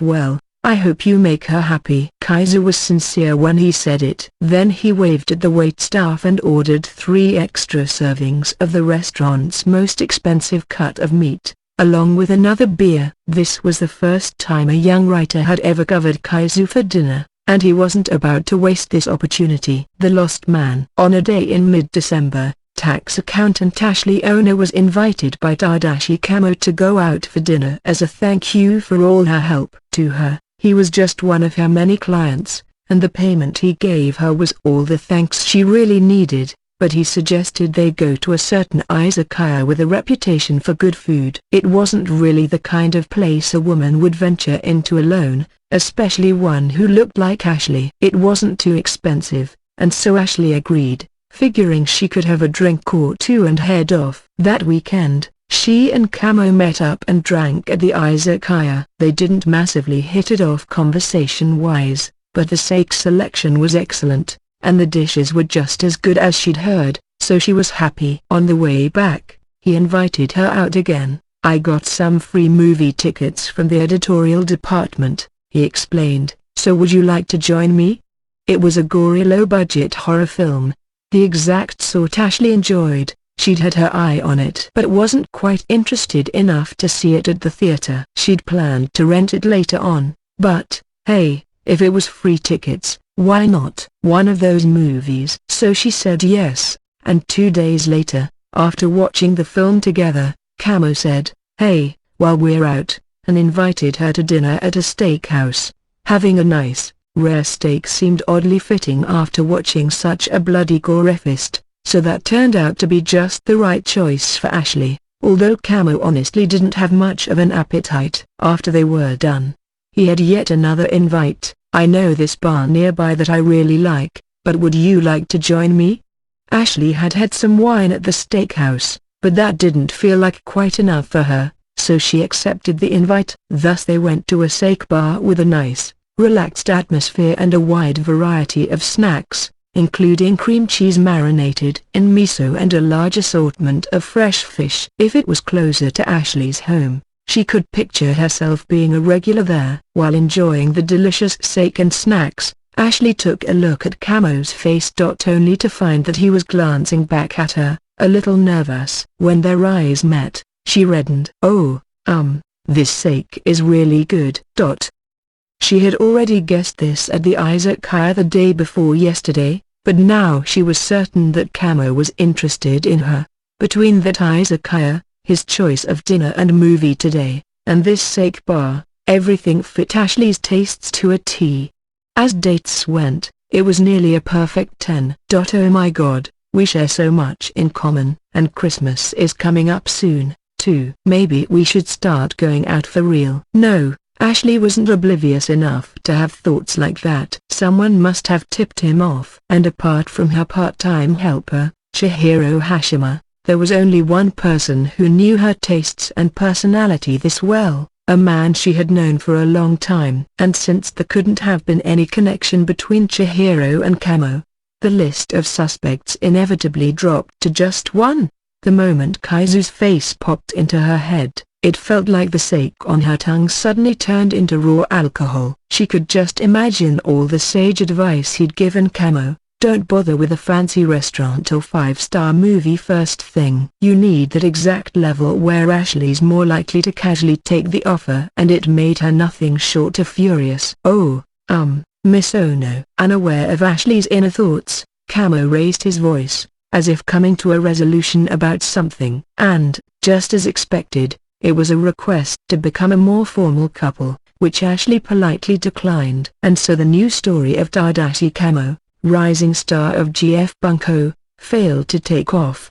The next evening, Ashley invited Kaizu to her favorite bar, nearby her tax office. He showed up only after her third cup of sake. You're late, she said, grimacing. No, I'm right on time. Kaizu checked the time again as he sat at the bar. It was 5 minutes before they had agreed to meet up, and Ashley had been sitting there drinking for an hour now. He ordered a Chivas Regal on the rocks, and Ashley waited until the glass was in front of him before speaking up again. So I went on a date with Camo yesterday. Yeah? Kaizu lapped at the whiskey with his tongue. How'd it go? It was fun. Thanks to the suggestions someone gave him, no doubt. Oh? Well, great, he replied, without a trace of regret. He's a really good find. He's got an anime in the works, and he'll definitely be taking in at least 10 million yen a year for the next few. He's got real talent, too, and guts. I don't think he'll be a one-hit wonder in this field. I wouldn't let him go entirely, at least. Too late, Ashley interrupted. Huh? I said no to him. Kaizu gave her a confused look. You said no? Really? Yeah. Why? Ashley did her best to hide her annoyance at Kaizu's genuine surprise. I don't know. I guess I just didn't like him for whatever reason. And that's it. Kaizu was all but rolling his eyes as Ashley tossed back the rest of her cup and glanced sideways at him. But enough about that. What about you, Makina? Me? Do you really have the time to help someone else with their love life? You're old enough to know better than that, aren't you? Do you ever think about marriage and so on? Kaizu gave her a little grin. Well, I'm not looking to. So this threw Ashley. It's a little too early to give up, isn't it? I mean, maybe you're as adrift and helpless as a dead tree in the desert, but there still might be someone on this earth silly enough to fall in love with a doofus like you. Isn't there? Can you stop dissing me out of nowhere? Kaizu grunted, eyes half closed. It's not like I'm giving up on marriage because I'm never gonna be popular with girls. I really don't think you'll ever be that. No. Quit interrupting me with rude comments. The crestfallen Kaizu took a drink of whiskey. So why, then? He stared into his glass for a moment, then sighed. When Kasuka passed away. Ashley gasped. At her funeral, I swore it to myself. I swore I'd keep on living in this world, writing my chintzy little novels for the rest of my life. I might be this mediocre writer without a shred of talent, no big blockbuster, no masterpiece that'd change anyone's life, but living along like I am has allowed all my talented, sensitive young writer friends to say, hey, I can live like that. I don't need to take everything so damn seriously. You know? Kaizu's perspective was news to Ashley. But, that's what you vowed, or resolved or whatever? Your beliefs? Well, I get it. But what's that have to do with giving up on marriage? Kaizu gave this a self-mocking chuckle. Think about it. All these people with so much more talent than me are making their debut, one after the other, and most of them flicker out in the blink of an eye. It's been 4 years now since Kasuka went away. And I'm still keeping myself fed, at least, but there's no guarantee I'll keep that up going forward. In fact, Maybe they'll find me dead on a park bench in a few years. It's a risky life, more a really slow way of dying, I suppose, and I can't have anyone else getting involved with it. It was a fierce sort of will, nothing casual or carefree about it. A pilgrim ready to martyr himself for the sake of his beliefs. A man ready to keep walking down this dark, forbidding path, one with no foreseeable future and probably no salvation at the end of it. You're so dumb, Ashley muttered. Yeah. Kaiser chuckled. So dumb. So dumb. Ashley's vision was blurred with tears. You don't have to keep saying it. I'll say it all I want, dumbass. Why do you need to live like that, Makina? Throwing away all your happiness? She was right. Kaiser looked concerned. If you're asking me whether it has to be me and no one else, well, maybe not. I'm not the chosen protagonist or anything. He took a drink. But, in a way, that's what I took from her. And even if I tell myself that to stay happy, I'm gonna stick with this. I'm gonna be an ordinary man. And no genius can do that. You can try and make it sound as cool as you want. You're still a dumbass. Ashley glared at Kaizu. You should marry me. Kaizu, caught off guard, opened his eyes wide. He stared straight at Ashley, questioning her sanity, and she stared right back, her face turning red. No. Wait a second. How'd we get from that to this? Ashley kept her eyes on the confused Kaizu. So you're taking on this mission from Kasuka to cling to this industry as an average writer until you die? Because if so, about the only person willing to put up with such a stupid way of life until the very end is me, pretty much, isn't it? No, but you don't have to be with me.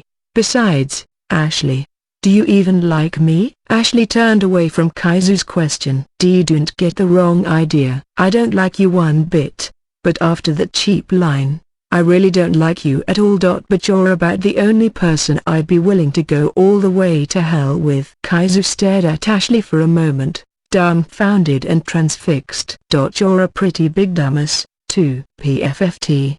Ashley sighed. Well, you better be ready for me, Makina. If you wanna hang out with a crackerjack tax accountant like me, I'm not gonna let you die on that park bench that easily. In fact, even if you don't publish another book for 10 years or so, I'll come up with the perfect survival plan for you.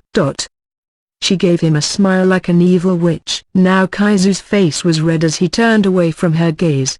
Well, if you ever run out of love for me, you can ditch me right there and then. The sardonic tone might have been masking embarrassment. You know me, don't you? You know I'm the type of girl who's ready to go all out for a relationship. Once she's in it. You're dragging me down already. At least say I'm dragging you down with love. And so Ashley Ono and Makino Kaizu, two people whose fates has been irrevocably changed by Kasuko Sekigahara, were brought together. The Christmas date. The night of December 24th, Christmas Eve, Haruto was eating a holiday-exclusive dinner while watching the beautiful nightscape out the window. With Itsuki Hashima. Why am I here? Despite his misgivings, he took a picture of the pasta exquisitely arranged on the glittering plate before him, then dug in with a fork. The scent of truffles, lavishly sprinkled over more than half the dish, tickled his nostrils. The rich sea urchin cream sauce spreading sheer happiness across his tongue. This is incredibly good, but there's not nearly enough of it. I want more. Itsuki, sitting across from him, had a very similar opinion. But if they give you a big portion, it wouldn't be so Instagram-worthy, would it? Haruto had eaten all of it in 3 bites. They were in a high-end restaurant on the top floor of a skyscraper, every seat occupied, and most of the diners were lovers, married couples, or something in between. It was yesterday evening when Itsuki invited him out to dinner on the night of the 24th. Haruto felt a little awkward, given they hadn't seen each other since the big breakup, but had no plans and wanted to check up on his friend anyway. He definitely wasn't expecting a place this magnificent. Apparently, Itsuki had made this reservation a long time ago, forgotten about it, then received a call yesterday from the restaurant to confirm it. This was a prefix dinner that he'd have to pay in full for if he cancelled, so he called up Haruto in a rush. Although Haruto normally took good care of his appearance, he had come in pretty casual clothing, running the risk of getting booted out due to the dress code or whatnot. Itsuki, in his suit, was safe there, but the total lack of hair on his head served to emphasize his round, infant-like face. It was an extremely odd mismatch. Regardless, you don't get a chance for a full-course meal at a fancy restaurant every day, especially a Christmas-exclusive special menu. So Haruto decided to savor the meal to the fullest and take photos in case he could use them in his novels. The pasta was followed by a variety of dishes that looked and tasted wonderful, all arranged ever so stylishly on oak tableware, complemented by the crazy good champagne recommended by the sommelier. Soon, the main dish arrived, young game hen and foie gras pie in a white Christmas sauce. "Oh, hey, Itsuki, can you make the peace sign over your plate 1 second? Itsuki followed the request, holding his hand over the plate, and Haruto took a picture, making sure his own hand was in the shot, too. It was promptly uploaded to Twitter. Big Christmas date with the BF Itsuki Hashima at, restaurant name. This Christmas exclusive dinner is so awesome. _. The frequency of his personal tweets had plummeted since the Chevalier anime aired, but well, it was Christmas and all, so Haruto decided to have a bit of fun. Thinking little more of it, he pressed the tweet button, put his phone down, and picked his knife and fork back up. That was so good. But I didn't think we'd break 50,000 yen per person. Finished with dinner and out of the building, Haruto's face tightened. He might be a going places kind of writer, but an unexpected outlay of 50,000 yen would hit anyone in the stomach. I could have paid for you. I did invite you out of nowhere and all. I don't need to buy a Christmas gift anymore, so I have the money. Haruto wryly smiled at Itsuki. You think I want one of my old male work friends to treat me to a Christmas dinner? Come on. Yeah, fair, Itsuki said, grinning back. During the meal, Haruto chatted with him about many things. Itsuki revealed that he had cut out drinking, kept his head shaved, and was still moving along with his writing. Work was going extremely smoothly for him, apparently, and for the time being, he had no intention of getting back together with Nayuta. Haruto also asked how Chihiro was doing. She was down for quite a while after getting spurned, it seemed, but the experience had also inadvertently helped her patch things up between Itsuki and his father, which meant she was feeling better and currently focused on her studying. After that, Haruto talked about the closing volume of Chevalier of the Absolute World, along with his new work, and Itsuki listened with great interest. He still didn't know how the breakup with Nayuta would change Itsuki's life, but at least he was trying his hardest to move on from it. That, at least, was worth spending 50,000 yen to make sure of, or that's what he forced himself to believe anyway. Thinking over this, Haruto distractedly took out his phone and checked his Twitter. Oh? The dinner photo he'd posted a bit ago already had 10 or so replies. Wow, so you were seriously seeing Hashima? What a great couple. This reply came from a female fan of his, one who always reacted to any tweets that suggested Haruto was gay. She wasn't alone. I'm sorry I poked fun at you about it before. I hope you guys have a wonderful Christmas. These die-hard fan girls, the type who'd usually freak out and post replies like ski and oh carrot, go and finally sheesh, were now much more serious with their tone. What's up? Oh, it's this. With just a little trepidation, Haruto showed his phone screen to Itsuki. Oh, they totally think it's real. What? Why? Itsuki listlessly explained matters as Haruto gaped at him. Perhaps Haruto couldn't be blamed, unfamiliar as he was with Christmas dinners and other classic date events. But the restaurant they just enjoyed was extremely famous, with an incredibly long wait, usually several months, to match. If you wanted to get in on Christmas Eve, it was iffy if you could get a reservation even a full year in advance. After last Christmas, where Itsuki went through the embarrassment of wandering around on the 24th with no reservations, Itsuki researched popular destination restaurants for the holiday and managed to snag a spot for the following Christmas Eve. In other words, This wasn't the kind of place where acting gay on Twitter would be taken as playful shitposting. Nobody was going to reserve a year in advance and pay 50,000 yen just to make a throwaway Twitter joke. Okay, maybe someone would, but light novel cinsters knew that Haruto Fuwa wasn't that kind of show-off why anything for likes type. So now Haruto Fuwa and Itsuki Hashima were in a serious relationship. That's exactly what his tweet declared to the world, and that's exactly what all his female fans thought.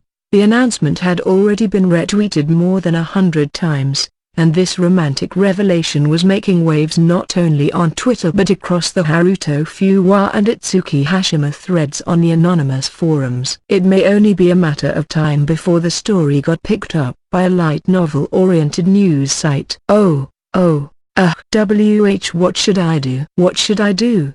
He thought about tweeting out a correction to clear things up. But if he wanted to explain why he was at this restaurant on Christmas Eve, he'd have to reveal some pretty intimate details about Itsuki's love life. It was Haruto who had caused this mess, and he didn't want to drag Itsuki's personal issues into it. So he agonized over it for a little while, then turned to Itsuki, hands clasped in prayer. You think you maybe wanna be my boyfriend? No. In the end, despite Haruto's passionate pleadings, they ultimately decided to leave it up and not comment about it further, in hopes that it'd fade away with time. And when Haruto got back home, he'd have to deal with his sister bringing this up and demanding why he had cancelled his plans with her at the last minute for it. Not that they had made any, but that's another story. Christmas with the girls. In the midst of Itsuki's fancy restaurant date, a group of single girls was having a little Christmas party of their own. There were 5 of them: Mako Shirakawa, Nayuta Kani, Kaiko Makuniyama, Yui Ayo, and Obakasa Matsu, and the location was the living room of the apartment Kaiko and her friends shared. Nayuta had suggested holding the party here, and Mako was the one who invited Yui and Oba. They had thought about inviting Chihiro for a while but ultimately opted against it, figuring she'd be busy with exam prep. They had all brought along food and drink, booze, fried chicken, roast beef, cake, Oba's classic potato salad and terrine, and a large pizza. This was a girls' night in, a place for everyone to kick back and relax, so calories weren't a concern. Nah, what fun. Nayuta hugged Mako, burying her face in her chest like a baby. She had grown unusually attached to her ever since Mako gave up on convincing Nayuta to write again. They took baths together, and when Nayuta went to sleep, she slept in Mako's bed. Whenever Mako was at home, she always wanted to play something with her, and when they went out shopping, she usually had an arm around her. Post-breakup, the darker side of Nayuta's personality had all but disappeared. Now she had a puppy-dog attachment, and Mako, for her part, indulged it, unable to find the cruelty within her to tell her off. Maya. Nayuta opened her mouth, begging for food. Sick, Mako replied, giving her a forkful of terrine. Okay, back at ya. She scooped up some potato salad and brought it to Mako's mouth. You geese sure are close. They're almost like sisters. Oba and Yui seemed charmed by the sight. Kaiko rewarded them with a disgusted sigh and drank the sparkling wine from her glass. Despite that, or because of it, the party continued to rev up, with plenty of food, drink, and games for all. Then, what? Yui yelped out loud, staring at her phone. What's wrong? Look. Yui showed Mako her phone. On it was Haruto Fuwa's Twitter feed, showing a tweet and photo along the lines of "I'm on a Christmas date with the BF Itsuki Hashima." Wow, that's a super famous restaurant, isn't it? That's so nice. Like, what are those two doing together on Christmas Eve? Mako couldn't help but laugh. But Yui seemed sincerely agitated. It's not funny, Shirakawa. How could Haruto be hooking up with a guy? Calm down. You know this is just a joke. but this restaurant's notorious for being impossible to get a reservation for. Would you go to a place like this on Christmas Eve just as a joke? Oh, but he said he still loves me. Just the other day. The realization made Mako blush. Itsuki on a Christmas date with Prince Manhor. Nayuta stared at the phone. Then gave a shudder. Does it bother you, Nayu? She quickly shook her head. No, not really. It's none of my business anymore. It was clearly an act, a feeble attempt at defiance, and it made Mako smile. Well, maybe the shock of losing you caused him to switch teams, huh?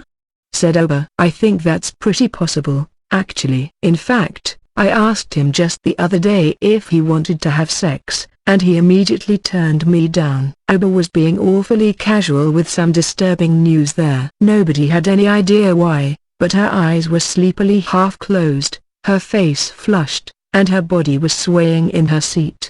There was an empty can of Chu-Hai lying near her that looked like regular juice at first glance, but its relevance to Oba's current state was a total unknown. Whoa. Oba. What do you mean by that? Oba gave the suddenly concerned Mako a sleepy look. Like I said, the shock from losing his lover brought him to the other side. Not that. I mean about their, sex. Well, he's my big bro, right? And he was all depressed with a broken heart, and I wanted to cheer him up a little, so I told him I'd have sex or do anything else he wanted, but he said no. Oba, take better care of yourself, girl. Mako was blushing. But I do want the experience soon, you know. I'm still a little nervous about it, but if it's with my big bro, I figured it'd be okay. Oba raised an eyebrow at the lecture. You little thief, I knew I should have taken care of you. Nayuta's cold voice was full to the brim with murderous intentions, but Oba didn't let it faze her. Well, you've already broken up with him, right? Can he? He's free to have sex with anybody he wants to. Isn't he? FNNMGH, RRRGH. You're right, but unable to fight back, Nayuta's face began to twitch worrisomely. Then, I get it. Hashima's free right now, yeah? Maybe I should try to give him an invite, too. This was Kaiko, and both Mako and Nayuta gave her looks of horror. Mikyu? What are you talking about? Kaiko. You had a thing for Itsuki, too? No definite romantic feelings or anything, Kaiko blithely replied, but at the very least, he's my favorite among all the men I know. I told him this in person when we went to Taiwan, but he's very close to my ideal type, actually. What? That's your ideal type? Are you crazy? Naya. Mako's surprise was making her say some pretty rude things, while Nayuta's panicked eyes were like saucers. Kaiko gave them a defiant smile. Maya. Overwhelmed, Nayuta hugged Mako. But wasn't he supposed to be this Buddhist monk right now? Maybe, Oba said, but my big bro's still a man. Mako sighed. Nayu. I know this is a surprise, a massive shock, really, but I guess Itsuki's actually pretty popular. If you're going to be as stubborn as you are forever, he might just wind up having a night of lust with somebody here. Are you okay with that? Nayuta groaned in reply, clearly in a huff. It's fine, as long as I still have you, Maya. She buried her face in Mako's chest again, trying her hardest to hide it from everyone else. At Kamakit, Part 2. It was the end of December at the Tokyo International Exhibition Center, and Mako Shirakawa was working as a vendor at the GF Bunko booth during the winter edition of Kamakit. She had first worked this massive show last winter, and she'd also attended the summer Kamakit back in August, so this was her third go-round behind the counter. It paid a better hourly wage than her office job, and she had some retail experience anyway, so it was no major challenge for her. The problem was her clothing. At last winter's Kamakit, she'd sported the outfit worn by the heroine of Chevalier of the Absolute World by Haruto Fuwa. It was her first cosplay experience ever, and pretty embarrassing at the time, but once she got used to it, it gave her an incredible sense of elation. At this year's summer event, she dressed up as the heroine from another GF Bunko title whose anime aired that spring. Her previous cosplay was so well received that editorial had asked her to do it again. This outfit was based on a Miko Shrine Maiden's uniform, at least, and so it wasn't as revealing or embarrassing as the previous one. Today, an editor told her, "Okay, Mako, here's your outfit."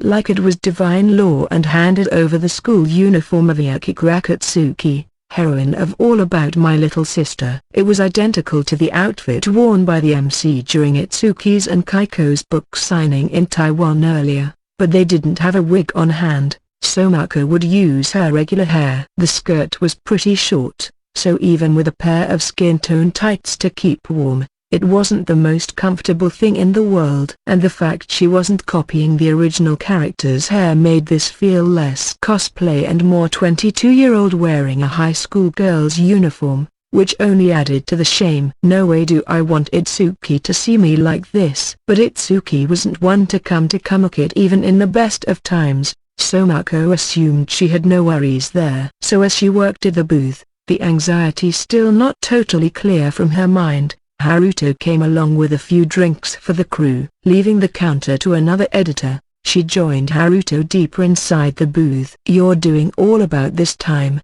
huh? It looks really good on you." Haruto certainly seemed pleased, but his face revealed a certain complexity of emotion inside. "Well," Mako replied, "All About is kind of the face of GF Bunko this year, so." In terms of buzz and revenue for GF, the landscape film was far above All About, but no official cosplay had been released for that series. But still, she continued, compared to the Taiwanese cosplayers I saw photos of, this seems so half-assed. I'm kind of embarrassed about it. Haha. Well, they're pros at it, so personally, I'm totally fine with this. In a way, the amateurish feel kinda makes it seem hotter, actually. Hey, no harassing the staff. Sorry, Haruto said, meekly apologizing to the bright red Mako. But it does work with you. I'm sure Itsuki would love to see this. You think? Mako had her doubts about that, but Haruto gave her a determined nod. Oh, I assure you, absolutely. I mean, most authors are happy just to see anyone cosplaying as stuff from their work. And if they're cute doing it, all the better. Oog. Being told point blank that they were cute would make anyone feel shy. Here, how about I take a pic and send it to Itsuki? Maybe it'll cheer him up. Mako pondered over the suggestion.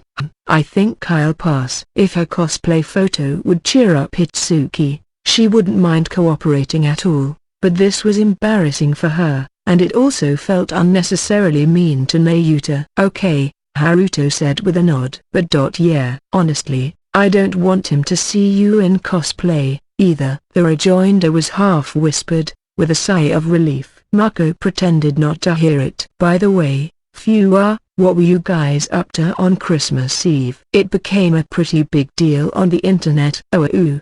Haruto's face tightened. Well, Itsuki invited me. Itsuki invited you on a Christmas date? It wasn't a date. He made the reservation a long time ago cause he wanted to take Nayu, but that wasn't happening anymore, so he invited me instead. That's all. Really? Mako eyed Haruto suspiciously, but in fact, she had already guessed as much before asking. She was sure that, when he'd booked that restaurant, he never imagined even for a moment that Nayuta would be out of his life by next Christmas. For all Mako knew, maybe he planned to pop the question over dinner there. But imagining Itsuki's feelings like this pained Mako's heart. Was that pain sympathy, or compassion, or something else at work? She avoided thinking about it too hard. After Haruto left, right around when they had sold most of their inventory of merchandise, a blonde-haired, blue-eyed girl in a kimono approached the GF Bunko booth. An older gentleman, himself in a kimono, followed behind her. Mako assumed for a moment that it was some kind of cosplay, but the old man was familiar to her. Yoshihiro Kaiso, GF Bunko author. His newest work, Conquest of the Silver Demon, was going on sale next month, and Mako had pitched in a bit with its cover packaging. Mr. Kaiso, great to see you. Kaiso gave her a polite bow. And you as well, Miss Shirakawa, so you decided to visit Kamikit? Yes, I've only just arrived. But it certainly is quite busy. Oh, if anything, it's pretty much calmed down by now. It was really hell right after the opening, let me tell you. But did you have any doujinshi you wanted to buy here, Mr. Kaiso? Kaiso had won a prize in the new writers contest before he even knew what a light novel was, but he had been eagerly absorbing novels, manga, and anime ever since. Mako wouldn't be surprised at all if he decided to reach out to doujinshi next. No, I thought I'd say hello to Kantoku and thank him for the artwork in my new book. I see. Yes. So would you happen to know where Mr. Toki is? He's in the bathroom, but he should be back soon. As Mako answered, she noticed that the girl who had come along with Kaiso was staring right at her. By the way, is this girl yours? Hi. I'm Nadeshiko Kaiso, and I'm 9 years old.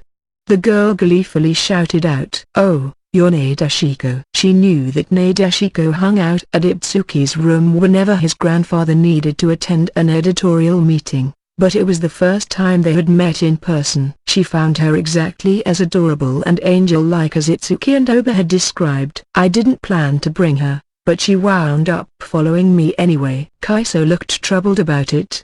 His usual stentorian atmosphere no longer present. Now he just looked like a grandpa doting on his little granddaughter, and it surprised Mako a little. Well, it's nothing but light novel publisher booths around here, so I think she'll be alright. But there can be a lot of, strong content for children, so you might want to take care. Yes, I understand. We'll be leaving shortly once I track down Kantoku. Kaiso nodded gravely at Mako's advice. Nadeshiko gave her a curious look. That outfit, is that Iakika's from All About My Little Sister? Oh, yeah, it is. You recognized it, huh? Yeah, I learned all about the grown-up world through Itsuki. Huh? What do you mean? Hee. She grinned at the shocked Mako. It was a dark grin, one with some inner meaning to it perhaps, but she quickly returned to her usual perky self. So why are you dressed up as Iakika, lady? Why, because my job's forced me to. Seemed like too honest of a reply for a little girl. Because I like Iakika, I guess. Nadeshiko's eyes shone. I like Iakika, too, so I wanna be like her. Where do they sell her clothes? A cosplay shop, I guess. But I don't think they have children's sizes. Yeah, Iakika is in high school, so maybe not. The sight of the dejected little girl made Mako panic. Oh, but a lot of people cosplay using clothes they make themselves. They can make clothes? Nadeshiko's mind had been blown. Why yeah, I don't know how to sew clothing at all, but I bet someone in editorial would know a lot about cosplay. Oh. Okay. So if you can make your own clothes, maybe you can become a lot of other people, too? Not just Iakika? Hee. Well, I suppose so. Wow. It's almost like magic. Nadeshiko's cheeks dimpled with excitement, while Kaiso seemed a little helpless behind her. Looks like you found something new to occupy your attention, eh, Nadeshiko? Oh, yes. Grandpa, I wanna know more about this cosplay thing. You do? Well, I'll ask an editor about it later. Great. Watching Nadeshiko's cheerful reply to her kindly old grandpa, Mako couldn't help but anxiously wonder if she had said a little too much to the child. New Year's for jilted siblings. It was the early afternoon of New Year's Eve, and Itsuki Hashima was back at his family's house. After Chihiro suggested that they enjoy the big day together, he had opted for a regular outfit instead of the kasai he had taken to wearing, but this was his first meeting with Chihiro since shaving his head, so she was naturally taken aback. Welcome bar. What happened to your hair? Aren't you cold? Yes, he curtly replied as he came in, trying to sound casual. I lost my lover. Kind of. Don't worry about it. Lost your... What? You mean you broke up with Kani? He nodded after Chihiro took a second shock. Why? Creative differences, maybe. Isn't that more why a band breaks up? Chihiro seemed to think he was trying to be evasive, but it wasn't really a lie. It's just that it was more about novel styles instead of musical. Please don't pry into it too much, okay? It's hard. Chihiro gasped a little. I'm sorry, she said, face clouding. She had endured a heartbreak of her own just the previous month, so she knew exactly how hard it could be. Then her father, Kazuki Kashima, appeared from the living room. Itsuki, welcome bar. PFFT. Kazuki did a spit take the moment he saw Itsuki's head. Then he gave him a good, long look, and then he burst out laughing, unable to hold it in any longer. Hey, HNHNHN, ha ha ha ha, tilde. Itsuki turned red with shame, but his father showed no mercy. Ha ha ha. Itsuki, why are you looking like that, huh? Set your hair on fire? PRHHHT. Kazuki's impeccable dad joke timing even made Chihiro bust a gut. Set his, or, dad, that's so mean. PFFFFT. NNMGHHH. Dah, I'm going home. Annoyed, Itsuki started to turn around, and Chihiro hurriedly convinced him to stay. Dinner was tempura and traditional New Year's Eve soba noodles, both prepared by Kazuki. The noodles were made from scratch, something Kazuki had learned from a cooking class, and they were tasty with just the right level of firmness. The shrimp tempura, Itsuki's favorite, was just as good, with an exquisite level of crispness. You've become a really good cook, Dad. Kazuki smiled proudly at Chihiro's compliment. Then Natsume turned toward him, a little pouty. You know, if he gets any better, I won't be able to keep up. By the way, Itsuki, can you do any cooking? No, not at all. Well, that's good. If you were a kitchen prodigy, too, I don't know what I'd do. Don't start practicing over there, alright? Ah, come on, Kazuki said, rolling his eyes. If you live alone, cooking's a pretty useful talent to have. After dinner, Chihiro went back to her room for exam prep. Itsuki, turning down Kazuki's invitation to have a few drinks, went back to his old bedroom and began working as well. As he focused on his writing as usual, he could hear the temple bells out the window indicating that midnight was near. A lot happened last year, didn't it? His anime got broadcast, he met Oba and Nadeshiko, he found out Chihiro's secret, he had the autograph session in Taiwan. But looking back at the year's events, the one that came vividly to him, over and over again, was Nayuta's tear-stained face when he left her. Phew. He bit his lip, trying to focus on his manuscript. But once the image came to mind, it was doggedly difficult to shake. The next thing he knew, it was past midnight. New Year's greetings arrived online from Haruto, Mako, Kaiko, Oba, and all the rest, and Itsuki meekly replied to them. So his new year began. The next morning, on New Year's Day, all four members of the Hashima family enjoyed Kazuki's ozuni, traditional stewed rice with red bean paste, and osechi holiday cuisine, store-bought. Are you gonna be here all during New Year's, Itsuki? Chihiro asked. Well, I could. There was no reason why he couldn't work at home, and the publisher was closed anyway, so he wouldn't have any editors to meet with. Oh, really? Chihiro said, smiling even as she looked a bit shy. Well, would you like to do the New Year's shrine visit with us all today? Sure, no problem, he casually replied. Well, your mother probably shouldn't be walking long distances right now. Oh, right. Natsume was due in the middle of next month. Catching something from the New Year's crowds would be a bad idea. I'll stay home with her, Kazuki continued. So why don't the two of you visit the shrine together? Oh, Natsume added, and since you're here, why don't you both wear kimonos? You can use the ones Dad and I have. Kimonos? Itsuki whispered. I dunno, that's kind of embarrassing. But Chihiro was more than eager for it. Why not, Itsuki? Let's wear them together. And with those expectant eyes upon him, Itsuki finally acquiesced. All right. So Itsuki and Chihiro changed into kimonos. Itsuki had on Kazuki's, an austere black model, and just like the formal attire he'd worn on Christmas Eve, it didn't suit his baby face one bit. Wow, You don't look good in a kimono at all." Itsuki blushed at his father's blunt assessment. "Oh, stop. This thing's too plain anyway." "No, it's not," Natsume said. "It's cute." "You look like a young man at his coming-of-age ceremony." "Meaning that I look weird in it, right?" Itsuki countered, squinting. Chihiro, meanwhile, had on her mother's kimono, one with soft, refined colors but a slightly more mature feel than what Chihiro usually sported. "Looks good," Itsuki said. "Why you think?" she replied, flustered but smiling. "Yeah," Kazuke added, "you look all grown up." "Here, Itsuki, why don't we take a picture and send it to that Mr. Right we were talking to?" "Hey, not a bad idea." "Stop it, Dad." Chihiro blushed in her rage. Meanwhile, Itsuki kept calm. "No, but if Haruto sees you right now, maybe he'll have second thoughts." "Huh?" "He'll see you as a girl, not a child." "Why you think?" "You really think so?" She was giving this some serious consideration. Itsuki nodded, just as serious. "You really are beautiful, Chihiro," Natsume added. He. "Am I?"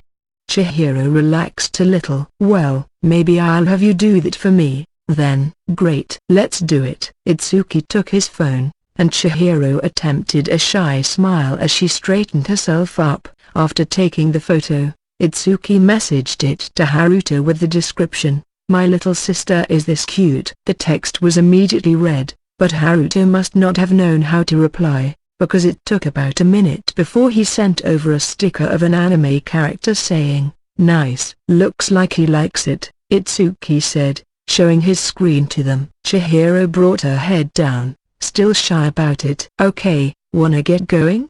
Sure. "See you guys later." "Be careful out there." Their parents saw them off, and soon they were walking away from the house. Just then, Itsuki's phone vibrated. "Mine isn't bad, either. But only in looks." Itsuki couldn't help but stare at the photo Haruto sent with this. It showed a hyper-beautiful girl in a kimono, bashfully looking up at the camera and absolutely not average in terms of anything. Her face was as well developed as Chihiro's, although her breasts and waistline were curvier than Chihiro's washboard.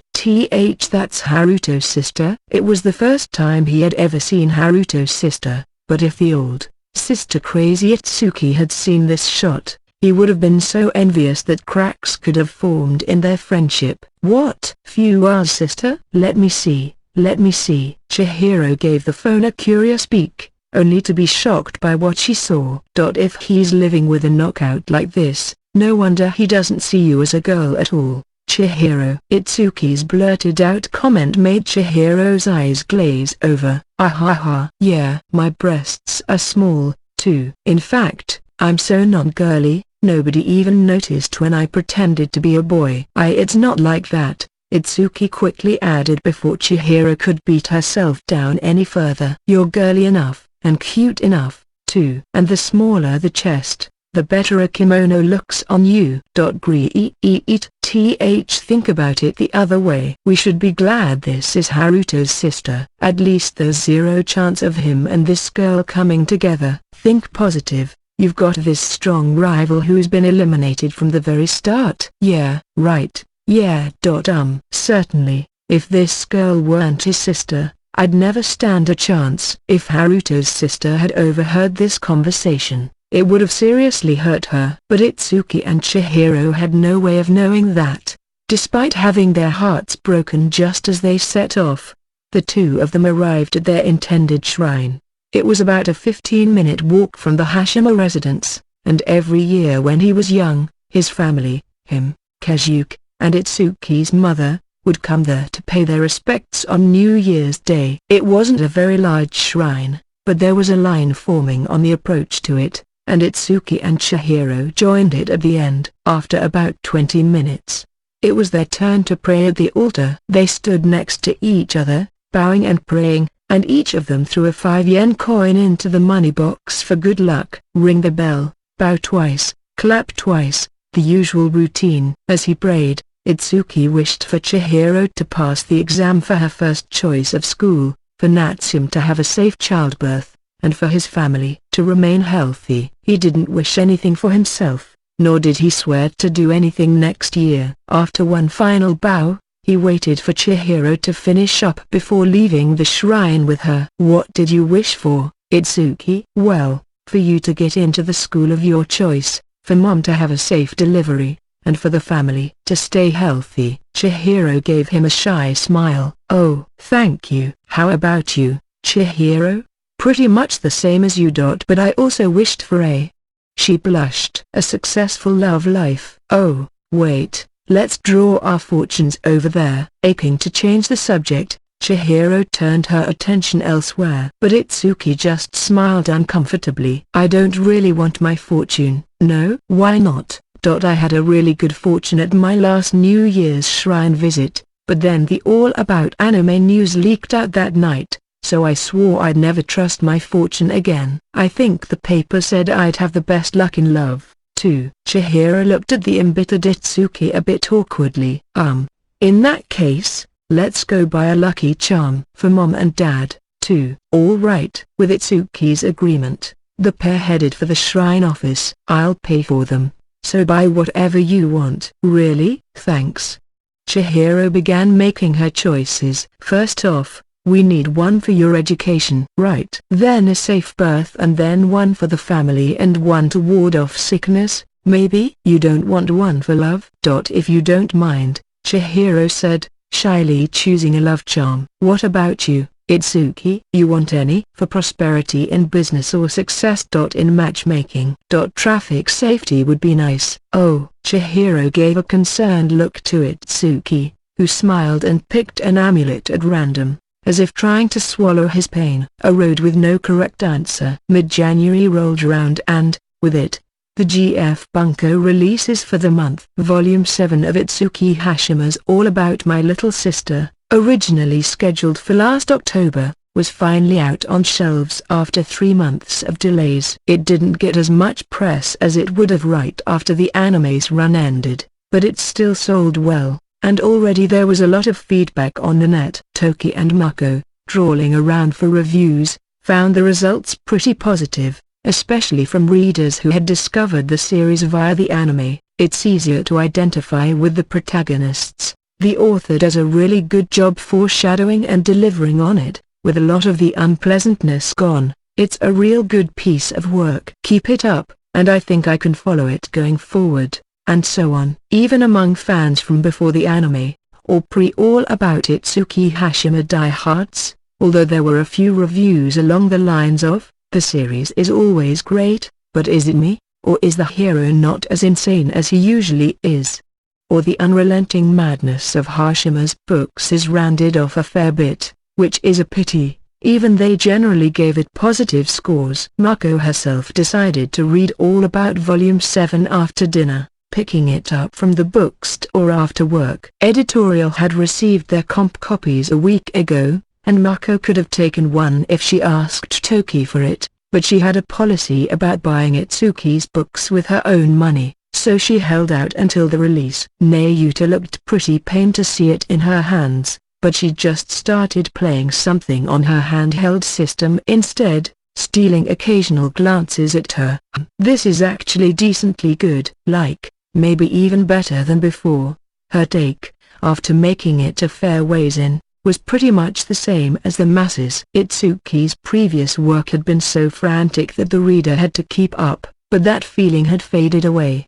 It was just fun to read now. Just like Toki said, it was a much higher quality piece of commercial work than before. To put it bluntly, she couldn't agree with Nayuta's disgusting garbage assessment at all. "But if I told the truth to Nayu, I know it'll upset her. If she asks me about it after I'm done, I don't know what I'll say to her." As she read on, a bit troubled by the thought, Kaiko came into the living room from her bedroom. She was done with work for now, as indicated by the lack of panties over her head. "Oh, you're reading the new All About?" she said, eyes turned toward Mako's hands. "Yeah." "Have you read it yet, Kaiko?" "Right after I got my comp copy." Shipping those out was part-timer work, so Mako had actually sent Kaiko Volume 7 to her own home address last week. "So how'd you like it?" She glanced at Nayuta as she hesitantly asked the question. "It was pretty good," she softly replied. What? What? What? Nayuta's eyes shot open, and she screamed at them, her voice a mixture of exasperation, despair, and rage. What, Nayu? Kaiko asked, calm and unruffled as she turned toward her. Mikyu, do you seriously think Volume 7 was good? Yes, I really thought so. Nayuta let out a long, exaggerated sigh of despair from the heart. Mikyu, I thought you'd be different from the anime first rebel. I thought you really got Itsuki's work. But now, I can't believe you're willing to accept that machine-written garbage. And you're the one drawing the manga version? Hey, that's out of line, Nayu. Mako stepped up to caution Nayuta, who was freely spitting out her scorn without a care in the world. She looked at Kaiko, who seemed calm as ever as she regarded Nayuta. You know, calling it machine-written might actually be the perfect way of putting it. Volume 7's definitely more of a calculated story. It's not at all like the passionate writing we've seen from Hashima before. So you do see the difference, Nayuta said. Of course. Kaiko nodded. I love Hashima's work, from Sister of the Apocalypse all the way up to All About Volume 6. Those books so obsessed with little sisters to the point of madness. But it's also undeniable that I thought Volume 7 was good, too, in its own way. Are you serious? Then how could someone who's loved his work since he debuted ever allow something like this to happen? This kind of irrevocably altered thing, I'll never stand for it. Nayuta's expression had segued from pain to sorrow. I respect all talented, passionate creators, Kaiko said, speaking clearly. But I also respect the so-called architect type, the sort who weave their work with exacting precision and calculation without letting their personal emotions seep in. There's no absolute single answer for how a creator should work. If Hashima decided to abandon his traditional ways and recreate himself as an architect, then I respect his decision. Hearing Kaiko's assessment, Nayuta made fists with both her hands, her lips quivering. Then you're no real fan at all. If your favorite author's going down the wrong path, isn't it showing your love to say that it's wrong? Of course, she quietly replied, opting not to refute this. I think it's just fine for there to be fans who take that stance. But suddenly, Kaiko's face turned grim. Nayuta took a step back before her sharp gaze. As a fan or as a reader, everyone is allowed to take their own stance. But as a creator myself, there is one thing I can absolutely declare to be true, no matter who or what it is. What's that? It's that a creator who creates something, no matter how shoddy it is 10 billion times more respectable than a creator who doesn't create anything, or even try to. Nayuta's face tightened. A novelist who doesn't write is just a machine for making poop. Maybe you think that Hashima is trash. But at least he's still creating. He didn't get all sullen, withdraw from public life, and finally declare that he'd quit writing forever and devote himself to making poop all day. Not like you did. Right now, Nayu, you have no right to criticize Hashima. HNNMGH. Nayuta's face turned red with rage. She gritted her teeth. Whoa, Kaiko, aren't you going too far? Calm down a little. Mako attempted to mediate. To no avail. Kaiko kept up the torrent of blame. You're just pushing your idea of an ideal creator on Hashima, while you throw the expectations of your fans in the garbage and act like nothing's amiss. How can you do that? Why do you get to be the only victim here? How long are you going to selfishly run from reality like this? Quit behaving like a spoiled child already, Tilda. In the face of this raging torrent, Nayuta's complexion shifted through every shade of red and finally settled on white. To Kaiko, who had worked in secret, overcome countless trials against Itsuki, Purikitsu, and her own father to reach her current position, and even now was drawing every day to push herself further in her career, Nayuta's words and actions post-breakup were just too much to stomach. GRRRNH, HRNNMGH, UG, GRRRNNHHHH, GRNNNKHHH, AG, GNNNH. Gra.H, GRRRR.GNNNHHH, Ga, Grach, trembling, snarling, making 100 different faces. Nayuta suddenly stood up and screamed. Glaring vengefully at Kaiko's face, she stormed back into her bedroom. "Oh, you're running?" Kaiko called, but Nayuta shouted back without turning around, "I'm going to write a novel." Mako opened her eyes wide, and Kaiko's lips curved ever so faintly. And as Nayuta put a hand on her doorknob, back still turned. "This is the first time that any idiot has made me this angry. If I write a novel with these feelings, don't blame me for what comes out. I'm going to throw all the readers waiting for my work down into an abyss of despair. If this leads to any deaths, it's all your fault. Okay, I'd love to see that. If I can help you create a masterpiece that breaks people that badly, I couldn't be happier." Glancing back at the provoking Kaiko for just one moment, Nayuta entered her bedroom and slammed the door shut. In another few moments, they could hear random screaming along the lines of "R" and "HRNNMGH" and "NNRRRG" and so on. Nayu's starting to write. "It looks that way," Kaiko bluntly told the dumbfounded Mako. She had forgotten about it, since Kaiko was usually gentle and, outside of work mode, a model-rich girl, but come to think of it, she had a fury within her, one that she freely threw against her opponents, whether they were story creators or big-name novelists. Recalling this, she gave Kaiko a reproachful look. "Well, maybe this is all for the better. But is that really any way to talk to her?" Mako was beside herself. Maybe Nayuta really would disappear this time. But Kaiko gave her a troubled little smile. "Your kindness is your greatest virtue, Maya. But kindness only fixes everything in the world of harem comedies." Now it was Mako's turn to be stunned. "Maya, I don't think I want my editor to be a kind, motherly type who'll spoil me and affirm everything I say to her." The words cut sharply into Mako's heart. She had been too afraid of hurting Nayuta more than she already was, too afraid of losing her, so she indulged her instead and never really tried to confront her. Before, at the Branch Hill interview, she was asked what kind of editor she wanted to be, and she replied, "One who could cry with her writers." The ideal editor, she said, was one who'd always be there for the writers, who would grieve and worry with writers as much as they did, and then they'd stand up and move forward together.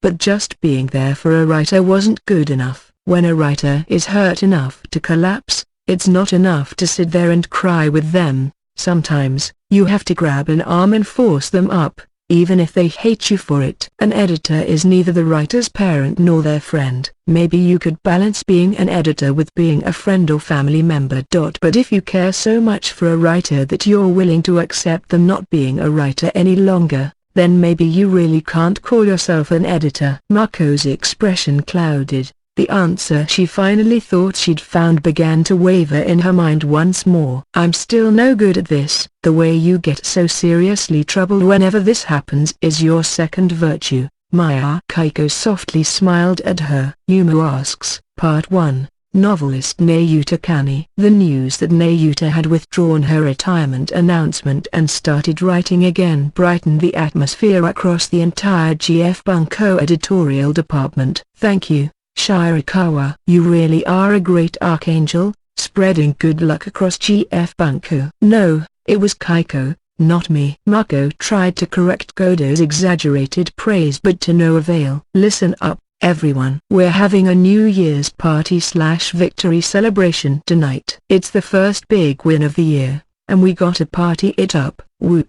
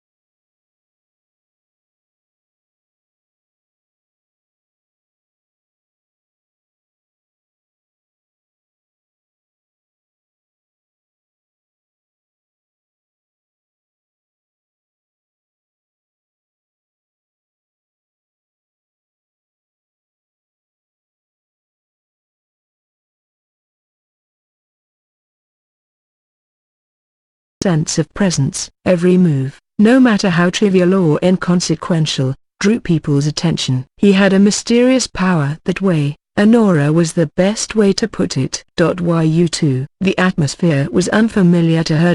But not necessarily unlikable. Nayuta gave him a bow.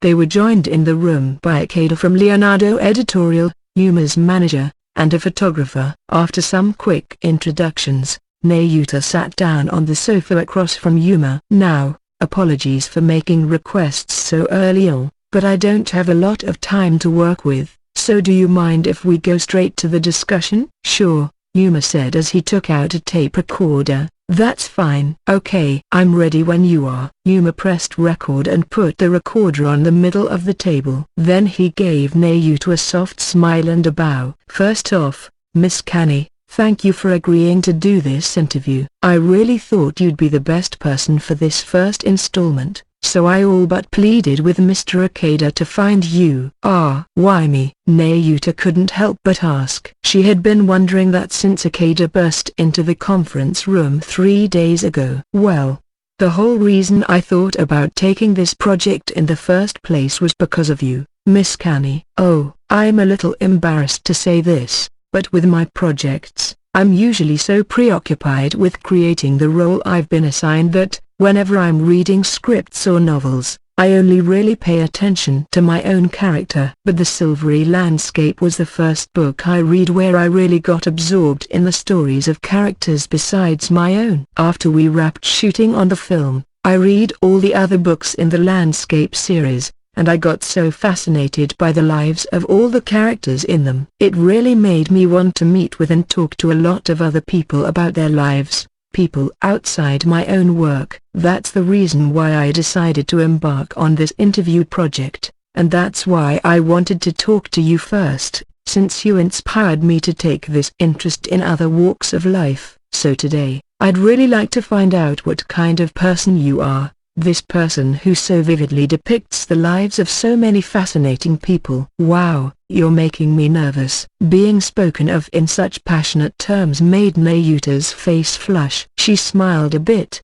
looking tense. That's a great honor and everything, but I don't think I can live up to your expectations. How do you mean? I'm really not that deep of a person. This wasn't mere modesty. It came from the heart. I was mostly a shut-in during my high school years, so I don't have as much life experience as most people. I've never had a part-time job or anything, and I can count my friends on my fingers, pretty much. As for my family, well, my father's Russian, which may be a little unusual, but otherwise it's a normal family. So when people tell me that the way I portray characters is so deep and realistic, I'm not sure I get it, so to speak. Nayuta had been uncomfortable with this ever since her debut. Readers and critics called her a writer of humanity, possessing so much reality, her characters seeming truly alive, and so on and so forth. But she herself had no real sense of this at all. She never thought too deeply about the lives of her characters. These sentences formed themselves in her mind,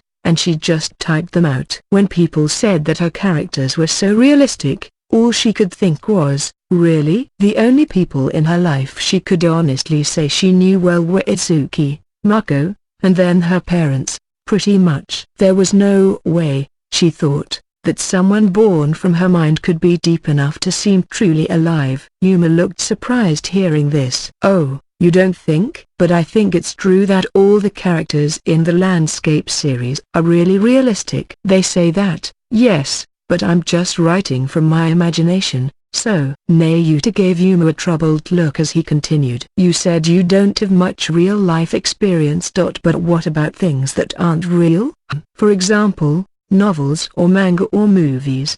Well, I did have a lot of free time, so I read a bunch of books, and there'd be days where I'd be gaming the whole time. And to you, would that be as much of a living experience as a so-called real one? Well, when I say books, it's pretty much all light novels and manga. And with games, it's mostly retro games, you know? Old school graphics and everything. Nayuta smirked at this, but Yuma remained earnest. Myself, I've been acting since I was a child, so I haven't experienced much of a so-called normal life, either, playing with friends after school, studying for exams together, that kind of thing. I was enrolled in a regular high school, but I hardly attended classes in person at all. But it was also my job sometime to play the role of an ordinary student, and, you know, I've played a cop, a scientist, a murderer, a samurai, a psychic, someone with just a few days to live, a lot of different things. But none of them have been real experiences. It'd be pretty rough if they were. Right, Yuma said with a laugh. So to me, I don't think you necessarily need real-life experience to create a realistic character. Nayuta was intrigued by Yuma's words. These observations, coming from an actor who had played lots of very different roles to high acclaim, sounded very persuasive to her. When I prepare for a role, I carefully read through the dialogue and actions of the character I'm playing in the script or source material. But not much of that stuff explains the background behind why the character said this or did that. With those elements, I try to imagine my own background for the character, for my own satisfaction, before I ask the director or author for the right answer. Of course, my interpretation is wrong a lot of the time. But I think it helps me get closer to the role I'm playing. Nayuta was genuinely impressed. You know, I often imagine the backstories of characters, too, when they're not spelled out for you. Like, the guy from Spelunker's personal life or what kind of turtle Bowser Jr.'s mother is and stuff. I think I can become a character by really focusing on that one person, but I think you do that, too, Miss Canny, and on a regular basis. You depict all the characters as your own alter egos, in a way, not as these created characters out of nowhere. I think that's why the characters in the Landscape series all have these completely different personalities and backgrounds, yet they seem to be equally as realistic. Nayuta let out an admiring sigh, as if Yuma was talking about someone else. It didn't feel like she was doing anything that amazing. But if you see all your characters as yourself, whether high school students, elementary students, teachers, old people, men, women, then it makes sense that you could freely write about them for days on end. Readers and industry people had thrown the word talent around a lot when talking about her. Nayuta never really thought about the concept much, but now, for the first time, she felt she was touching the true nature of it. Nayuta took another deep breath. She looked straight into Yuma's eyes. He was the same age as her but so much more analytical about everything. It's what you'd expect, after all, from a first-class actor who played so many characters from such a young age. As she continued to respectfully stare at him, Miss Canny?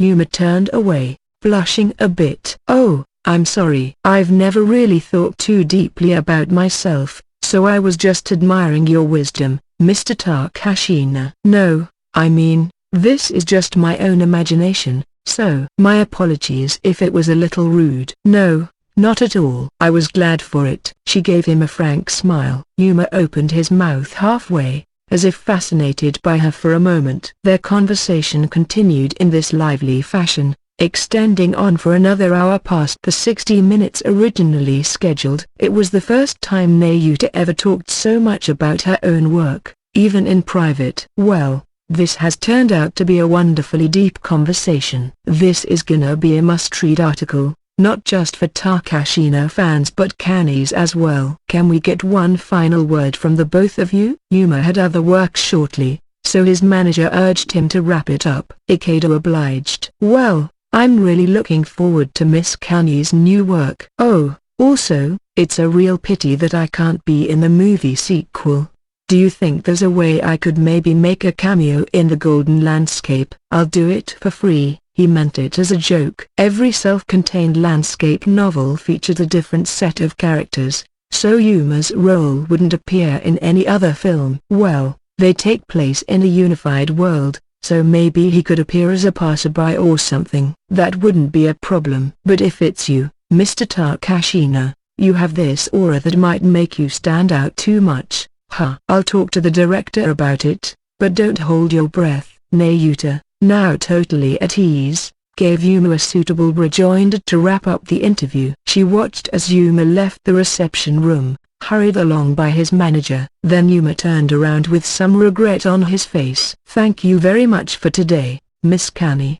It was a pleasure to hear so many valuable things from you. Oh, this is the most fun I've had in a while, too. Let's meet again, if we ever get the chance." She meant the first sentence to be sincere and the second as mere social politeness. But both of them made Yuma's face light up. "Can we? I'd love to." "Oh, sure." He whipped out his phone. "If you like, could we exchange contact info? I'll send you a message." Yuma was blushing like a naive little boy, not at all the movie star he was, and Nayuta readily agreed to his offer. Next to them, the manager stared as if he couldn't believe any of this. That night, when Mako, Nayuta, and Kaiko were having dinner together, "How was your interview today, Nayu?" Mako had been worrying about it ever since she found out. She wondered how Nayuta, who could be painfully shy, would handle being interviewed by such a well-known celebrity. "It went wonderfully, of course. As a full-fledged professional,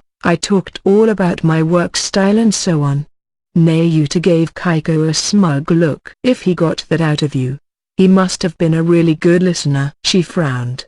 "You make it sound like it went well entirely because of him." "Am I wrong?"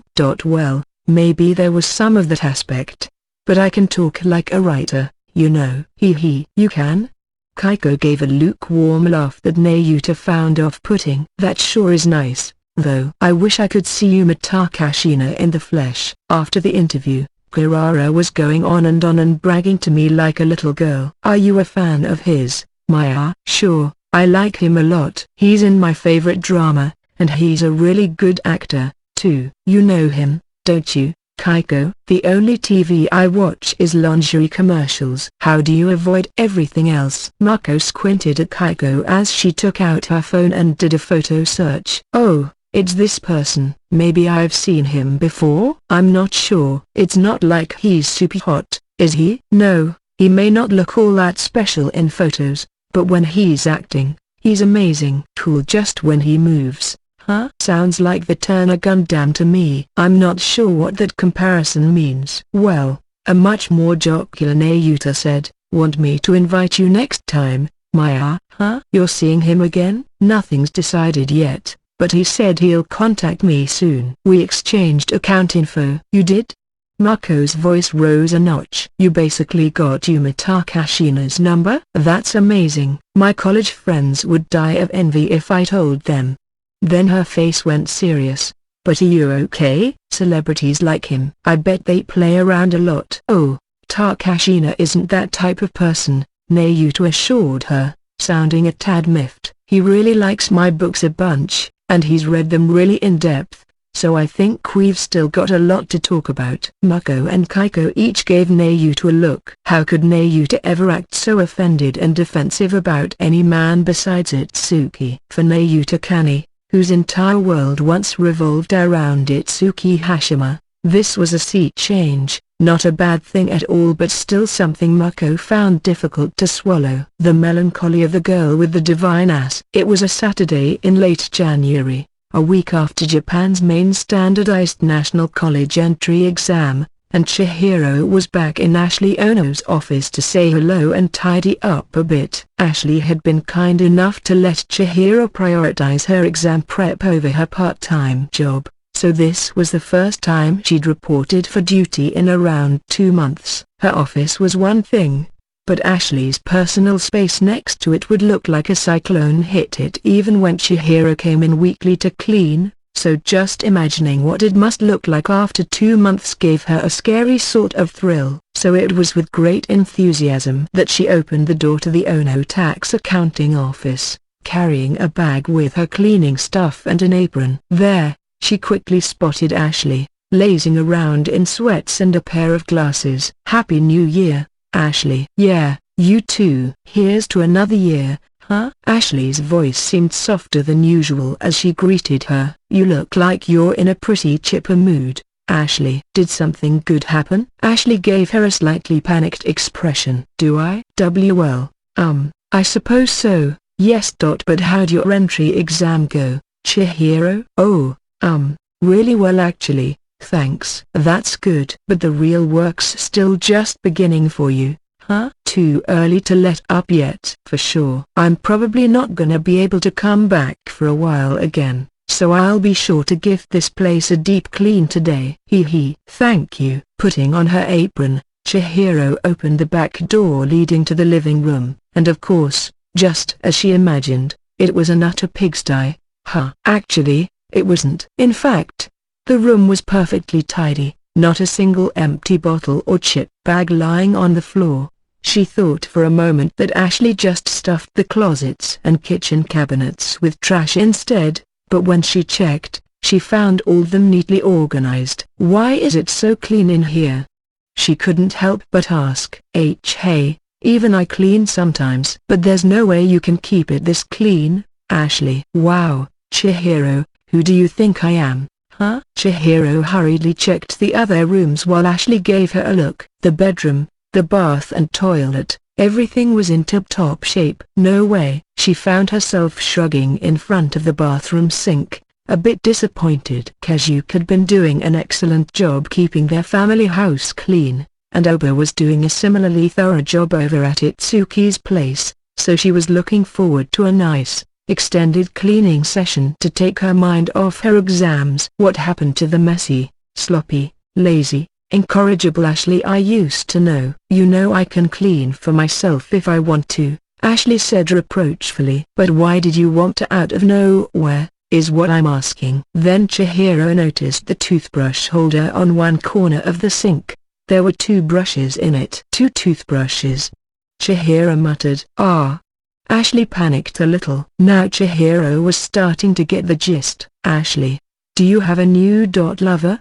Yes, Ashley said, blushing a bit as she nodded. Well, congratulations on that. Chihiro was honestly happy for her, despite the surprise. She was always talking about how much she wanted a guy in her life, and to Chihiro, the idea of Ashley having someone to prop up the shambles that were her private life was cause for a sigh of relief. May I ask if it's Kaizu, maybe? She had asked Ashley about her relationship with Kaizu before. They had seemed pretty close at the cherry blossom party last spring, and he got a taxi for her after she drank herself into a stupor. But Ashley described him simply as just an old acquaintance. But this time, well, yes. Ashley nodded. So you're finally being honest about it, huh? Don't paint me to be this tsundere stereotype. I really didn't think anything of Makina at all. It just kind of worked out this way, is all. The way Ashley stuck her nose up in the air as she said this made her every bit the tsundere stereotype she claimed not to be. That's cute, Ashley. Chihiro's warm smile only made Ashley's face redder. But what about you, Chihiro? You're gonna graduate from high school soon. Do you have anyone in your life? Chihiro's face darkened. Chihiro? I asked someone to be my boyfriend a little while ago, but he turned me down. Ashley awkwardly looked away. The euphoria, after all, still hadn't faded much. I'm amazed there's a guy out there who'd reject you, though. Well, it's not really any wonder. He never even considered me as a girl before. So, this guy, it's not someone from school? One of Itsuki's friends? Ashley could surmise that much. Chihiro had hid her sex only from Itsuki's social group, so when she said he didn't consider her as a girl, she probably meant that he literally didn't know she was a girl. Haruto, maybe? Got it in one. Chihiro nodded and blushed. Wow. Haruto, huh? You've got good taste, don't you? Chihiro pouted at the grinning Ashley. Stop laughing at me. I'm sorry. But I think you and Haruto would be a really good match. You think so? Oh, yes. You're both so serious-minded, and it seems to me like you have a lot in common. Yeah, I totally agree. Chihiro's eyes lit up. But quickly clouded once more. But anyway, Fua has someone else he likes. He never saw me as a girl, and he's got an incredibly cute little sister, too. Don't worry, Ashley said, trying to cheer her up. When you get down to it, Haruto's just a horny young man. Get him in the sack once, and I'm sure he'll come begging for you. There, the sack. Chihiro blushed. "F.U.'s not like that." "Not him." "You don't think?" "Because I think that if you catch him alone and walk into the room naked, he'll turn into a slavering beast." "I am not gonna do that. Besides, it's not like he'd enjoy seeing me naked." Her eyes went down to her flat chest. Despair cascaded over her. "It's a lot more than breasts that make a woman attractive, you know. You've got a lot of appeal.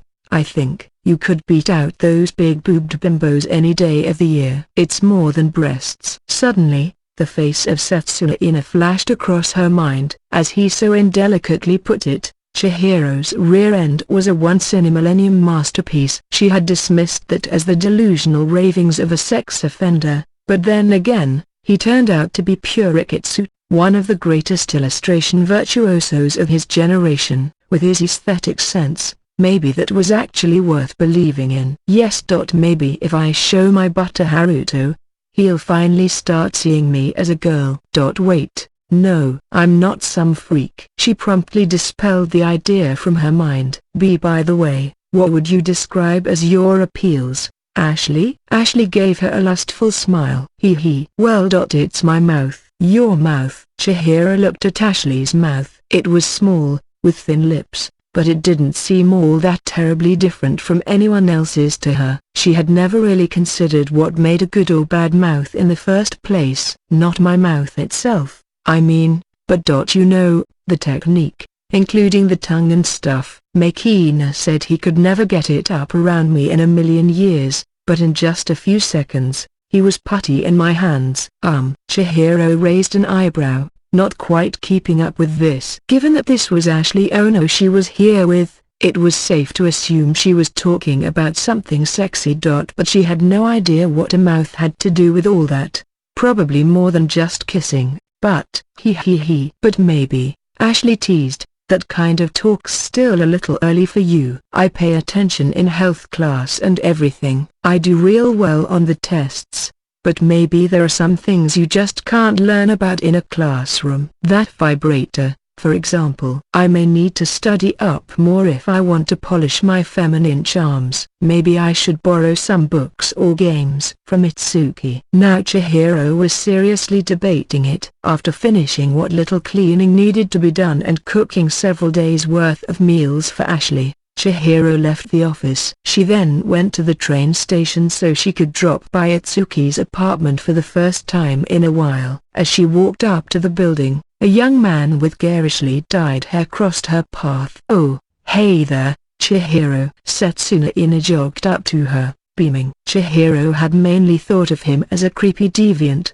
He had pulled her pants down the first time they met, after all, but now that they were better acquainted with each other, Chihiro was no longer scurrying away from him on sight. "Boy, it's been a long time, huh? By the way, can I look at your ass?" If the conversation was going straight to this, maybe she should have scurried away after all. "I'm not gonna show it to you, ever." "I'll pay you." "No, too bad." Chihiro's instant rejection made Setsuna relent surprisingly fast. Maybe it was her imagination, but he seemed a little distraught over something else. "Do you have a work meeting or something today, Setsuna?" "Yeah, more or less. I've been offered to do the art for Yanagisa's new series, but I'm kind of waiting to give a reply." "How come?" "Well, you know, I've been doing some thinking." "Thinking? You actually think sometimes, Setsuna?" Setsuna snickered at Chihiro's sincere surprise. "You probably think I live entirely off instinct, don't you?" "No thoughts in my mind at all." "That's right. Mean." Setsuna laughed, then let out a little sigh. "But this is the second, you know, after Silly's, when I had a series get cancelled due to low sales. It's kind of a huge shock." "The goddess must be punished." Series, written by Makoto Yanagisa, would be wrapping up its run with Volume 5 next month. Volume 1 was a pretty good seller, thanks in no small part to Setsuna's illustrations, but the story was themed around fetish content that, quite frankly, not a lot of readers could keep up with. Of course, there was always going to be a certain hardcore fan base for any unique genre like that, so Goddess did make it up to Volume 5, but the publisher decided that they couldn't keep it going any longer past that. Well, I don't think that's your fault, Setsuna. This wasn't a show of concern, she was just stating facts. In the light novel business, things like the cover art and packaging do play a major role in getting readers to try volume 1 of a series, but after that, the actual story content is the most important factor. If volume 1 sells well but the numbers start tanking in later volumes, it shows that the story didn't have the power to make readers keep making purchases. Of course, Silly's got cancelled mostly because of the writer going out of control and self-imploding. Setsuna was more of a victim than a perpetrator with that one. Yeah, that's what Ken Kent told me and all. But I still think that if there was more power to my art. If I had this crazy charm that'd get people to buy books just for the illustrations, I can't help but think we could have kept it going longer. Setsuna humbly shrugged to himself. When push came to shove, Chihiro thought, he really was dedicated to his art. That's why he didn't hesitate to strip the pants off a stranger to grow as an artist. As the victim, Chihiro wasn't particularly happy about that, but even she had to appreciate his dedication, but not enough to show her ass. Then she recalled what had happened at Ashley's office earlier. You've got a lot of appeal, I think. You could beat out those big-boobed bimbos any day of the year. Hey, can I ask you a question? Do you really think my butt is that good of a butt? The question made Chihiro blush as she asked it. Of course. Setsuna instantly replied. The most divine ass of the past millennium. Well, she continued, trying to hold back her embarrassment, what exactly, like, makes it so much better than other people's butts? Setsuna thought for a moment. If I'm going to explain that, we need to talk a little about asses in general first. Okay. So human beings are the only creatures that have real asses. Or, like, the kind of nice, round, plump ones that I love. Chihiro awkwardly tried to remain an active participant in this conversation. It was tough. So as humans evolved and came to walk upright on 2 legs, they developed certain muscles that resulted in their rear ends naturally filling out like that. That real nice, round, peach-like shape. A straight-up beach ass is kind of a bonus that comes with the legs on a woman's figure. I see. Certainly, 4-legged animals like dogs and cows didn't have asses as big and round as people did, and they were too hidden by fur and tails to stand out much anyway. So only humans, who lost their hair and tail in the process of evolution, have these nice, plump asses. Something that doesn't really have to be so beautiful but just kind of evolved as a nice bonus on top of everything else. And when you think about it, don't you think that's super amazing? The ass on a person is the most purely beautiful part of the whole body. The greatest work of art found on the entire human body is right at the ass. Only human beings have a god. And in much the same way, only they have something of such pure beauty, not born out of necessity for some purpose. And that was why Setsuna Ina, the artist, loved butts so much. It was an unexpectedly logical explanation, and Chihiro was both surprised and a little impressed by it. All right. I certainly see why you like butts so much, Setsuna. But what's so special about mine? Like I just said, Setsuna began, an ass can't really work if it's all by itself. It has to be framed by the legs, the hips, and the rest of the body in this really delicate balance, or it'll never be a truly beautiful ass. So along those lines, you've got the most divine. Most perfect balance going. You've got 2 slender legs, bearing just the right amount of muscle and fat to showcase the perfect curve. Plus, your upper body has no excess fat on it, which perfectly complements the ass. You have to understand, Chihiro, your whole body was born to show off this nice, round ass. Like, I could even say that your ass is your body, if you get me. Will you stop exaggerating like that, you perv? Chihiro resisted the urge to kick him in the nuts and walk away. Why are you angry with me? I'm praising you. Chihiro heaved a sigh, as Setsuna was apparently serious. He was describing her as some kind of walking ass, but to him, he must have wanted to just give Chihiro's rear end the compliments it deserved. Well, thank you, So you're gonna show me your ass? No, alright. Oh, disappointment filled Setsuna's face. And, I mean, If you have all the observational skills that you clearly do, can't you visualize a butt from the legs or body or whatever without actually having to see it? Sure, I can do that. But it's just an image, not the real thing. You can. Chihiro rolled her eyes. But your job isn't to sketch real-life butts, right? You're drawing illustrations of butts that are even more amazing than anything in real life. And I don't really understand how great my butt is. But if you actually saw it, wouldn't that be detrimental to your imagination skills? Like, they say that the Venus de Milo looks so beautiful because her missing arms force the viewer into imagining a beauty beyond anything in reality. Setsuna's eyes widened. That never occurred to me. Chihiro was just saying what popped into her mind, there was no deep thought behind it. But something about it must have rung true with Setsuna. Like the Venus de Milo, I've only seen half of your ass, but that actually gets me closer to the ideal one. There's still a chance that I can conceive an even better ass than the ass of the millennium, like the super godly ass of 10 millenniums. Yeah, sounds right to me. Now I get it. I get it. Chihiro felt like she could see a new gleam in Setsuna's eyes, shining as strong as a ripe, plump ass. Then she watched as Setsuna began walking in a circle around her, eyes constantly transfixed on her body. What are you doing? I'm trying to imagine your ass, so I'm making a 3D model of your naked body in my mind. Why, you freak? Chihiro blushed as she covered her breasts and rear with her arms. I see it. I'm starting to see it. Can you not see it, please? But Chihiro's protests fell on deaf ears. Setsuna was breathing quicker now. Nice. Nice. This is just the best body ever. I love how there's no excess to it at all, except for your ass. It's like your boobs and stuff don't even exist. Don't exist. You imagine my body and then you say that? That's pretty rude. Wait. I'm getting it. Here it comes.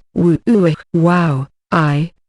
I think I've really broken out of my shell now. I gotta get back home and start drawing. Do you? Thanks a bunch, Chihiro. Whenever I finally draw the ultimate ass I'm picturing in my mind, you're gonna be the first person I show it to. Trust me. Then we can see how your actual ass compares. Absolutely not. Anyway, have a good one, Chihiro. Bye. Chihiro gave Setsuna a 1,000-yard stare as he happily walked away.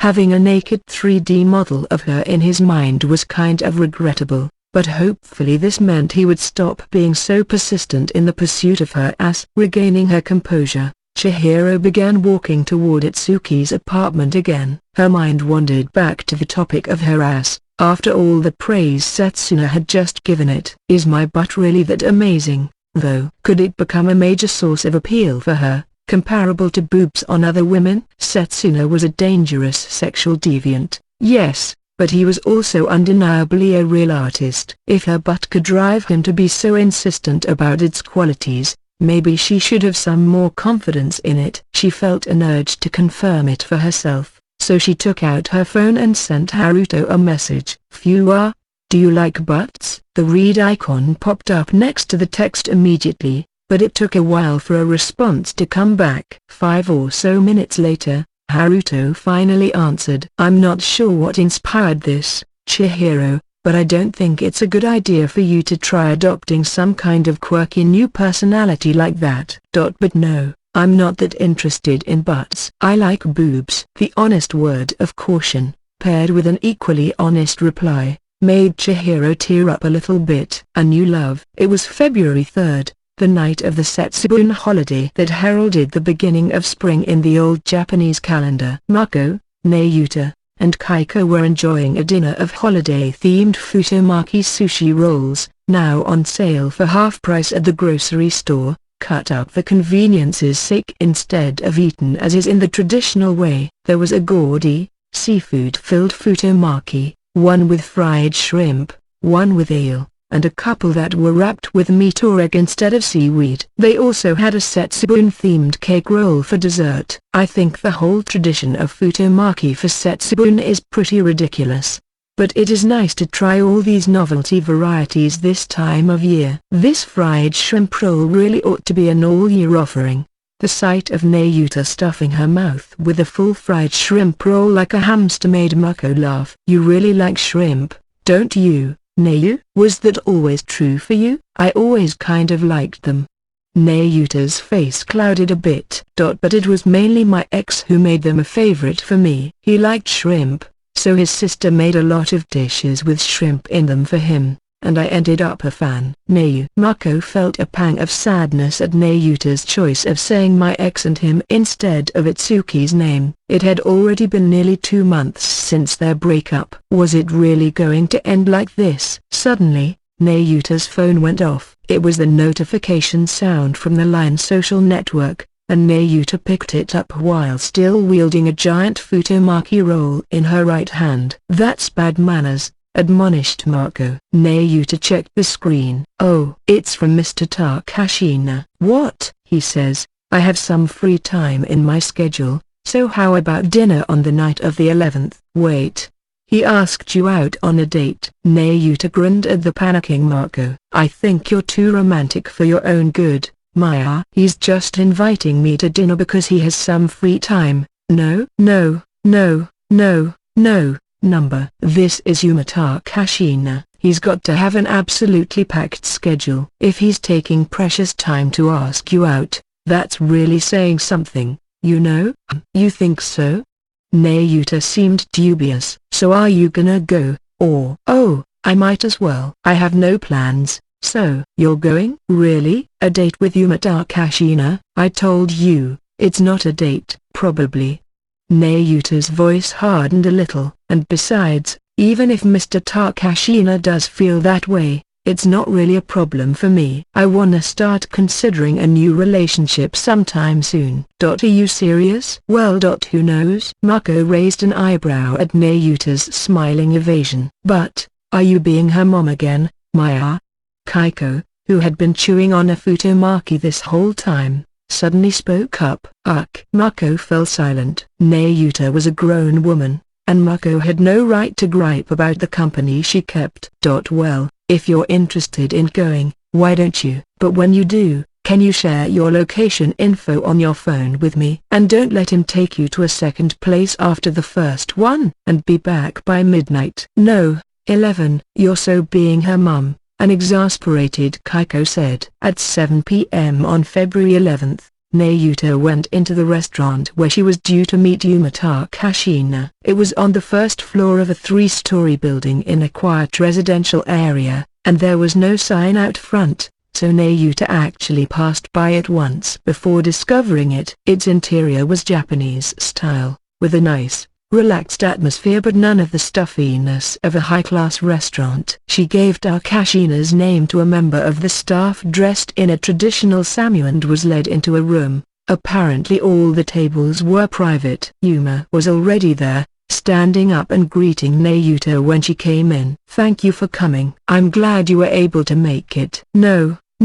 thank you for inviting me. She sat across from Yuma.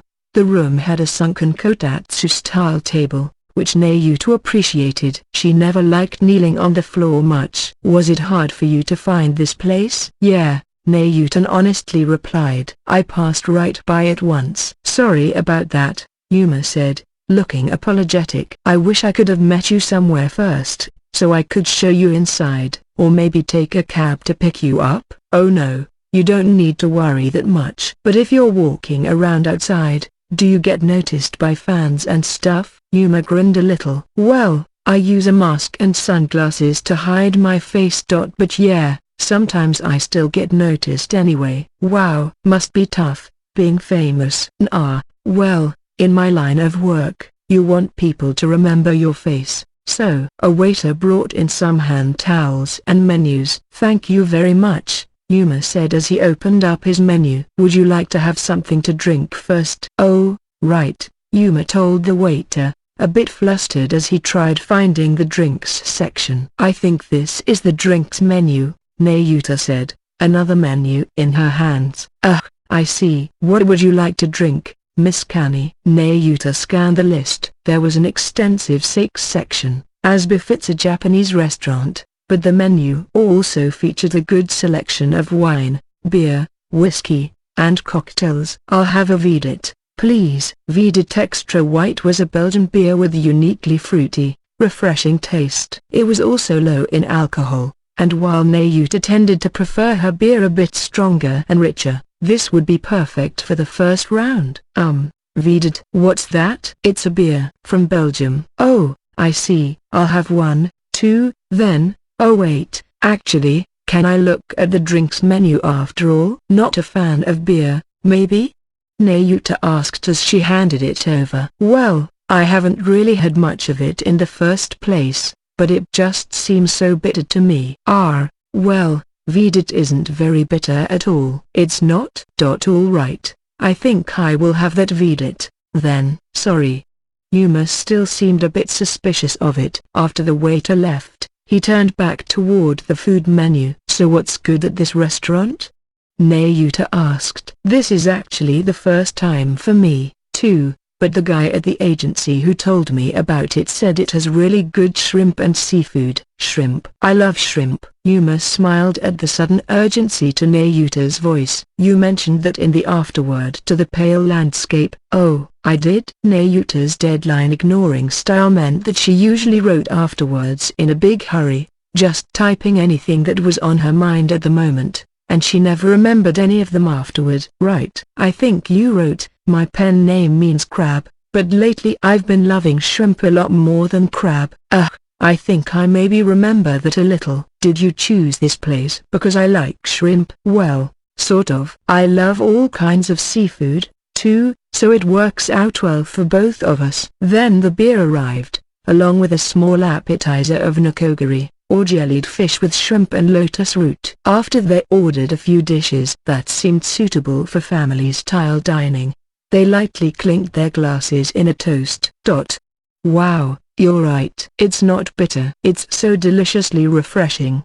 The first sip of Vedit was clearly a surprise for Yuma. Right, isn't it? Nayuta enjoyed her own glass, glad that he liked her suggestion. Then it occurred to her that maybe Mako was right. Maybe this was a date. When Yuma had asked her out in that text, she really did think that the invite was just for a quick meal to kill some free time. But looking at this place, it was more of a neighborhood hidden gem. Yuma must have gone out of his way to find this location, one that suited Nayuta's tastes while offering them both privacy.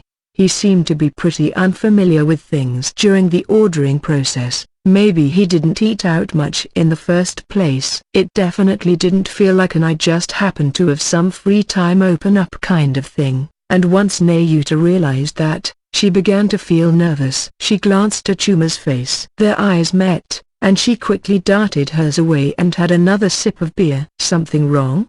Yuma asked, eyebrows arched. No. You know, this nokogiri is really good. If they're offering this as their baseline appetizer, they're pretty high level. She took up a mouthful, trying to change the subject. It really was quite good, the condensed umami flavor melting across her tongue. Other dishes began to arrive in as well. This restaurant seemed to take a creative approach to Japanese, so every dish was arranged for maximum style points. The effort was largely lost on Nayuta, who quickly snapped up large portions of the Carpaccio-style salmon and fried freshwater shrimp and put them on her plate. Do you like it? Yuma asked nervously. Yes, it's really great. Oh, I'm glad, he said, relieved. I don't eat out very much at all, so I don't really know many good restaurants. You don't? Yeah, sometimes I go out to eat with the crew and my co-stars after filming, but I'm not exactly proud of this. But this is actually the first time I've ever made a reservation at a restaurant myself. Right.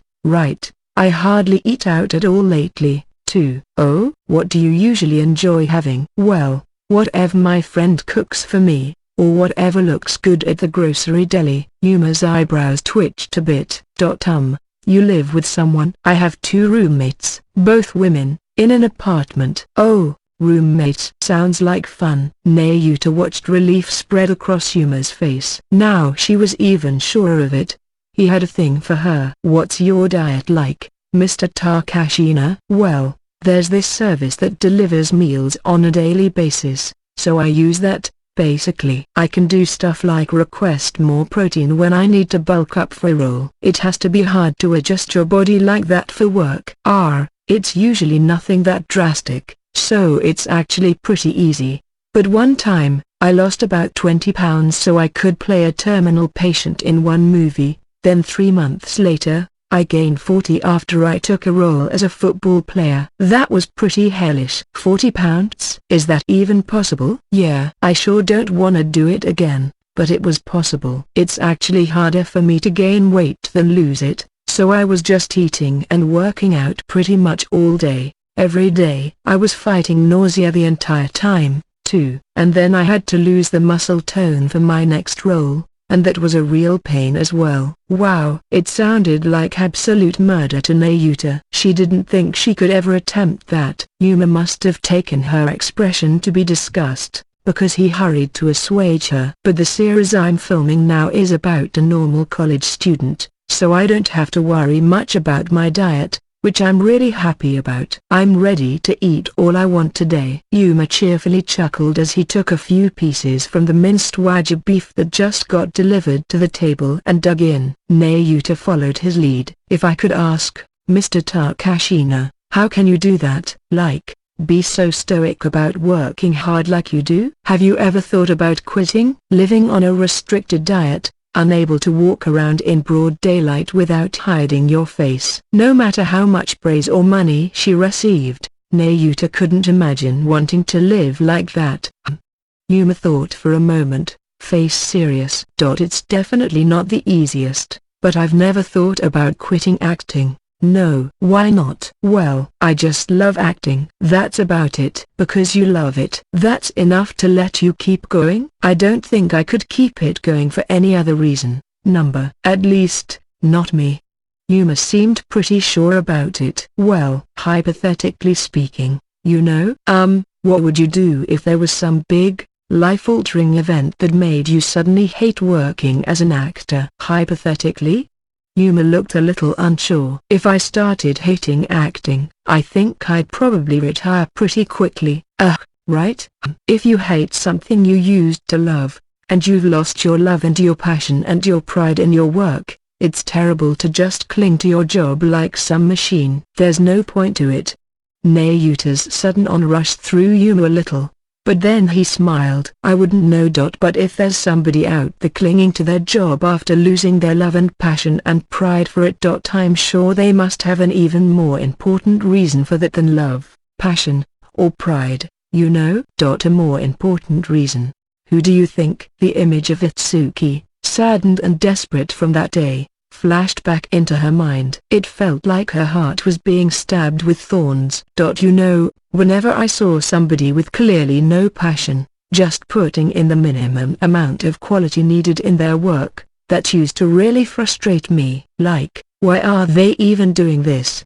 And so on. And of course I understand intellectually that there's a lot more to life than work. But I've loved acting ever since I was a kid, and my acting work was all I ever had, so I couldn't really feel it in my heart. After that bit of rambling, Yuma smiled at Nayuta. His face was a bit red, but just recently, for the first time, I've found something that I like outside of work. You have? Yes. Nayuta felt Yuma's earnest eyes upon her. She didn't flinch away from them. Miss Kani, I think I love you. Would you like to be my girlfriend? I'm sorry. The reply came immediately, and not without some sincere sorrow. She didn't ask, why me?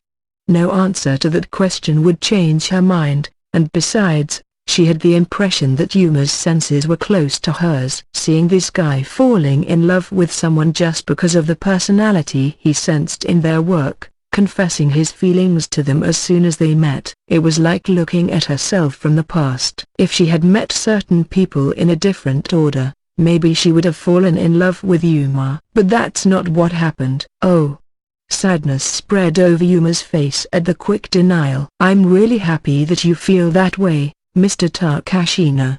But there's somebody else I like. Yeah, I see. After a small, discouraged sigh, Yuma smiled back at her. But if you don't mind my asking, what kind of person are they? As a reader, I'm really curious about what your own love life is like." Yuma tried his best to sound jovial about it. Nayuta had to respect that. "Well, to put it bluntly, he's kind of out there." "Out there?" "Yeah, pretty much. Well, really a mess. He's sloppy, he can barely keep himself supported, he makes his sister and other people in his life take care of him." "Well, you could say that about me, too, but still." Yuma waited for her to continue, a soft glow in his eyes. Nayuta chuckled a bit. Then the words began to pour out.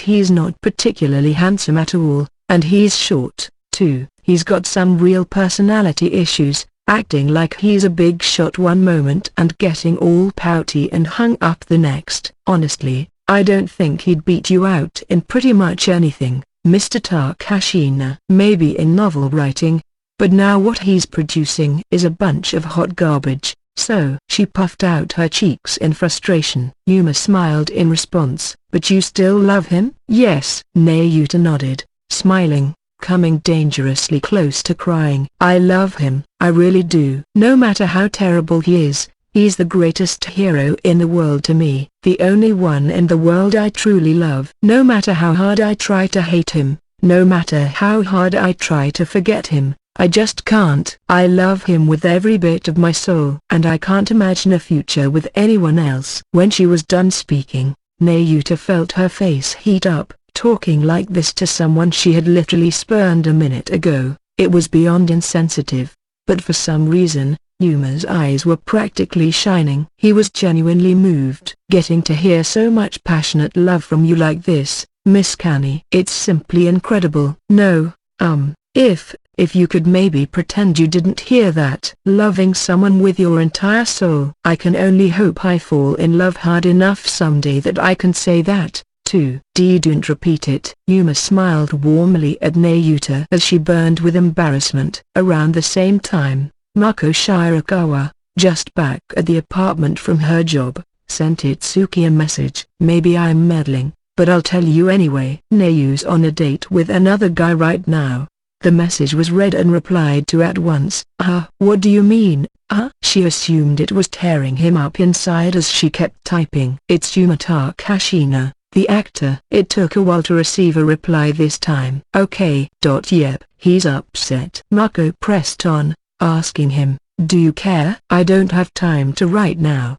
He's saying that something's more concerning to him than the fact Nayu is dating a celebrity." "Will you stop being so stubborn already?" But before Mako could type out a furious reply, she got another message. "I'm at the hospital. My sister's gonna be born soon." "We're at?"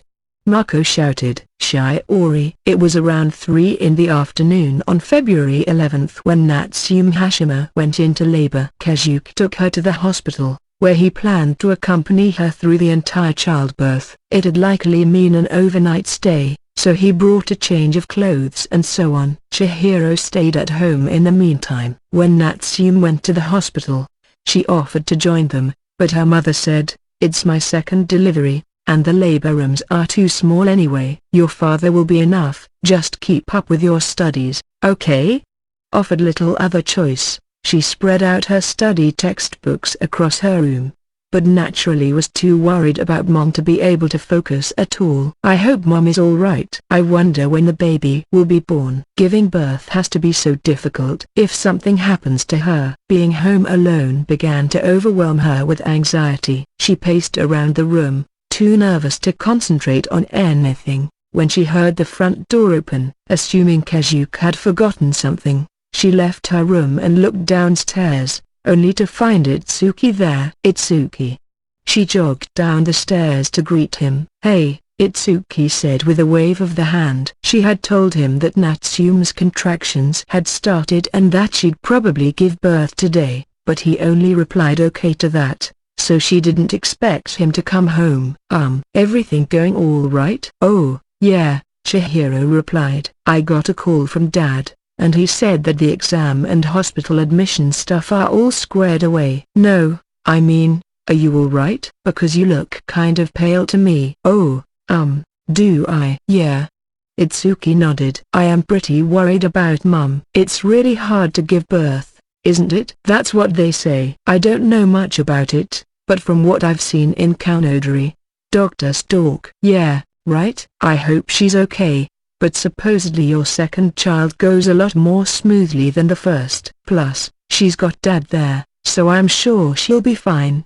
It might be her second, but that was 18 years ago, wasn't it? She's 36 now. Well, yeah. But there's no point fretting about it here, okay? We'll just have to wait and trust that it'll work out. The advice almost seemed more for Itsuki's own sake than Chihiro's. He was definitely worried. Right, yeah. Chihiro still sounded anxious. Itsuki tried to be calm for her. Here, why don't we play a game to take our minds off it, huh? Oh, yeah, let's do that. She'd never get any studying done like this, so Chihiro went along with Itsuki's suggestion. They had a PlayStation 3 in the house, purchased by Itsuki back when he was in high school, but there was only one controller, so they couldn't play anything together. Beyond that, they had a Shogai set, Othello, Monopoly, Don Jara, a kid's version of Mahjong, and a set of playing cards. For now, they opted for Monopoly, taking the dusty box down from the bookshelf and playing it in the living room. Monopoly's a well-known game, of course, beloved the world over for many years, but when you only have two players, there's no room for negotiation, which is kind of the heart and soul of the game. It pretty much becomes a game of luck, because dice rolls are about the only thing that matters, and for Itsuki and Chihiro, both familiar with lots of famous board games, it wasn't enough excitement at all. But they kept playing the game, as unsatisfying as it was, as if it were their job or something. For them, the fun of the game was secondary to the need to turn off their brains and kill time. After a few rounds of Monopoly, Chihiro made dinner at about 7 in the evening. Itsuki staring at the phone lying on the table and hoping his father would call it. They chewed their meal in silence, and then Itsuki's and Chihiro's phones both vibrated at the same time! Kazuka had sent a message to their family group. They both quickly accessed it. The doctor says she'll begin delivery soon. Itsuki and Chihiro gave each other looks, nervous expressions on their faces. How long is soon, though? I dunno. Both of them had repeatedly read articles online about the process of childbirth. For first-time mothers, the process between the onset of labor and full cervix dilation took 10 to 12 hours, that became 4 to 6 hours for subsequent deliveries, although it apparently varied a lot from person to person. Once delivery began, Kazuka would stay by Natsume's bedside the whole time, so he wouldn't be making further contact until the baby was born. The delivery itself took 2 to 3 hours for first-time mums, 60 to 90 minutes for others, but again, there was a lot of variation, so maybe the baby would come in an hour, maybe 3 or so. But either way, their only choice was to sit around and wait for word until it was all over.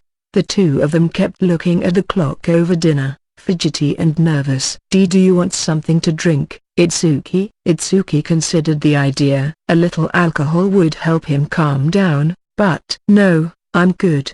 He shook his head. Chihiro was just as anxious as he was. It wouldn't be fair for only him to get a little relief. But then a message arrived on Itsuki's phone from Marco. Maybe I'm meddling, but I'll tell you anyway. Nayu's on a date with another guy right now. Wha? He yelped. Chihiro gave Itsuki an anxious look. What's wrong? Oh, no, it's nothing. I don't care who Nayuta dates. It's none of my business anymore. So he sent back a curt "huh," but the reply was even more surprising. It's Yumata Kashina, the actor. Huh? Kanaku's dating that famous actor? What the hell? That makes no sense. The surprise and shock were hard for him to pass. Was Mako playing a joke on him? No, she wasn't the type to tell crazy lies like that.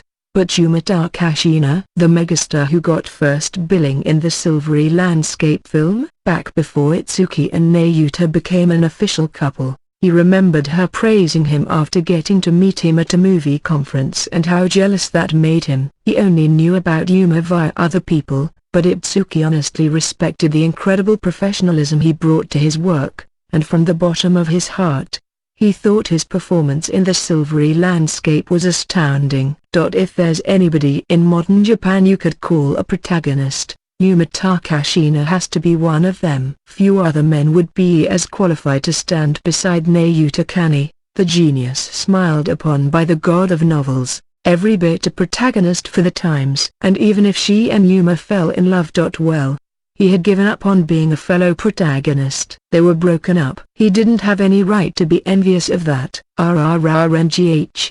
He gritted his teeth hard enough to grind them down. Chihiro was getting worried now. Hey, what's wrong, Itsuki? You don't look so good. It's nothing. I just put too much chili oil on my gyoza dumplings. Itsuki tried his best to lie, his face scrunched up. After a deep breath, he texted, "Okay back." "Do you care?"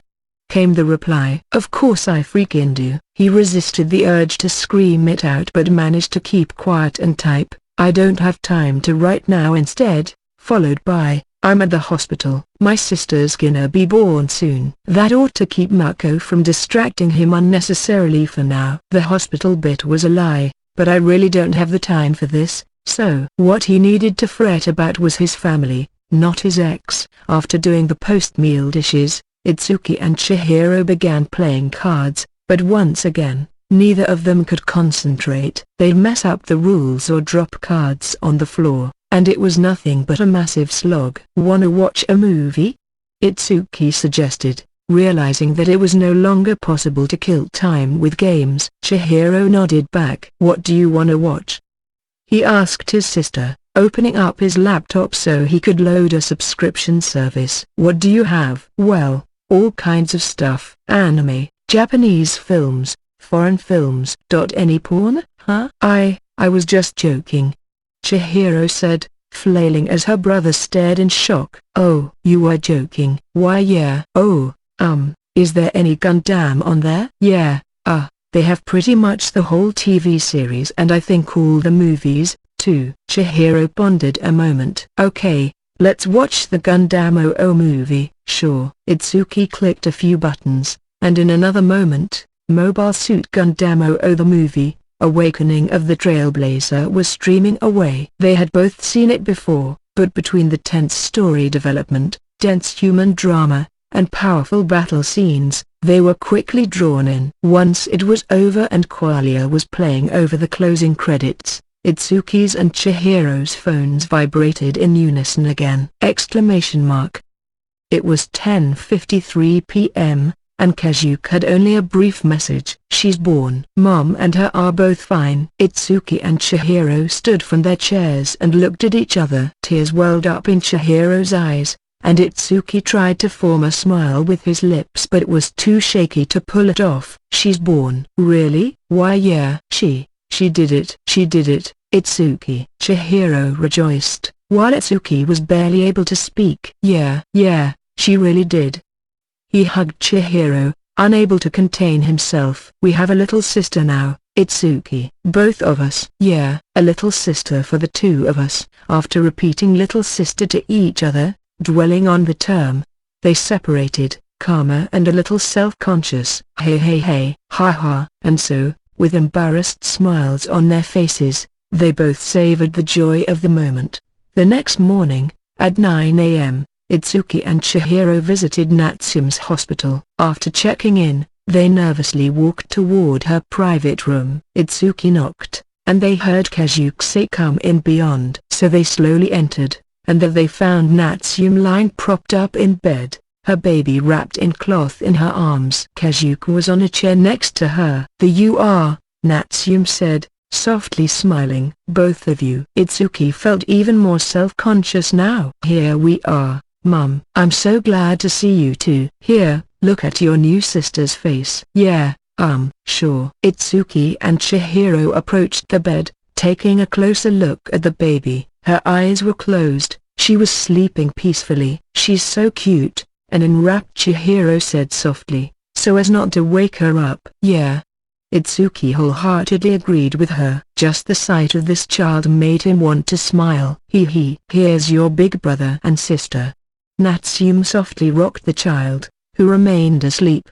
Her small hands twitched. "See, can I touch her?"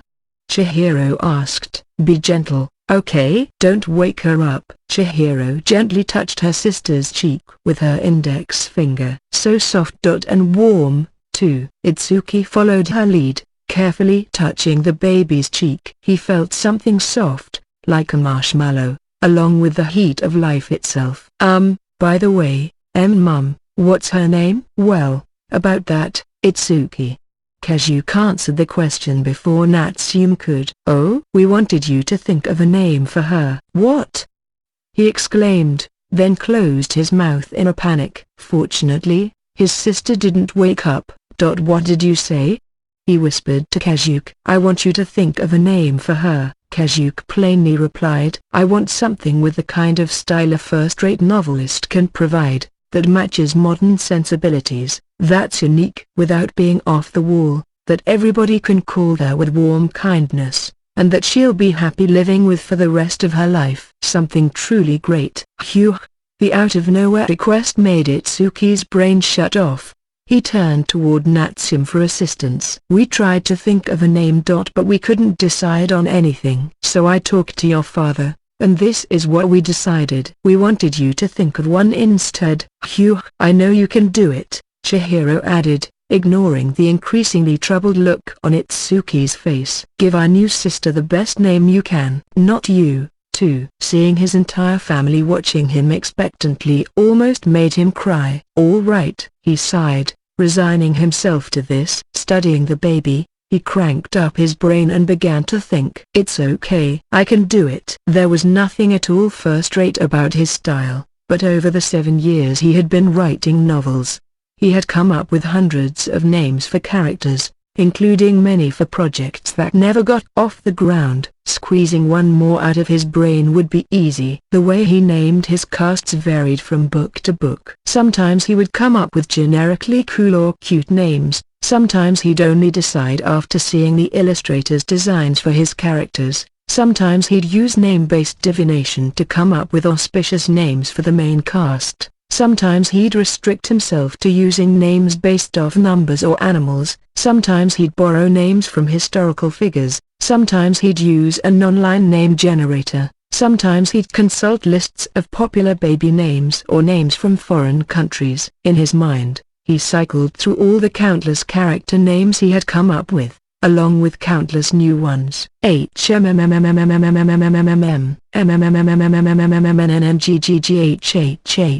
grumbled to himself as he stared at his sister, thinking hard enough to give himself a fever. Now, let me say, we're not asking you for one right this minute, so. Itsuki stared blankly at his father. Huh? You can spend a few days on it if you like. Just as long as we meet the deadline for submitting the birth certificate. Really? Wow, I was nervous for a second. Itsuki breathed a sigh of relief. The pressure was off, but it was both inconvenient and a little cruel for her to go nameless for too long. He wanted to gift her a good name as quickly as he could, so he looked around the room. And then he noticed some paperbacks on the bay window. The colors of the spines looked familiar to him, so he walked up to the set. Just as he thought, they were all novels by Itsuki Hashima, all about My Little Sister, Genesis Sisters of the New World, and Sisterly Combat, volumes 1 through 3 of each. Why do you have my books here? Well, I had a lot of downtime at the hospital, Kazuki said. I needed some books to pass the time. Did they have to be my books?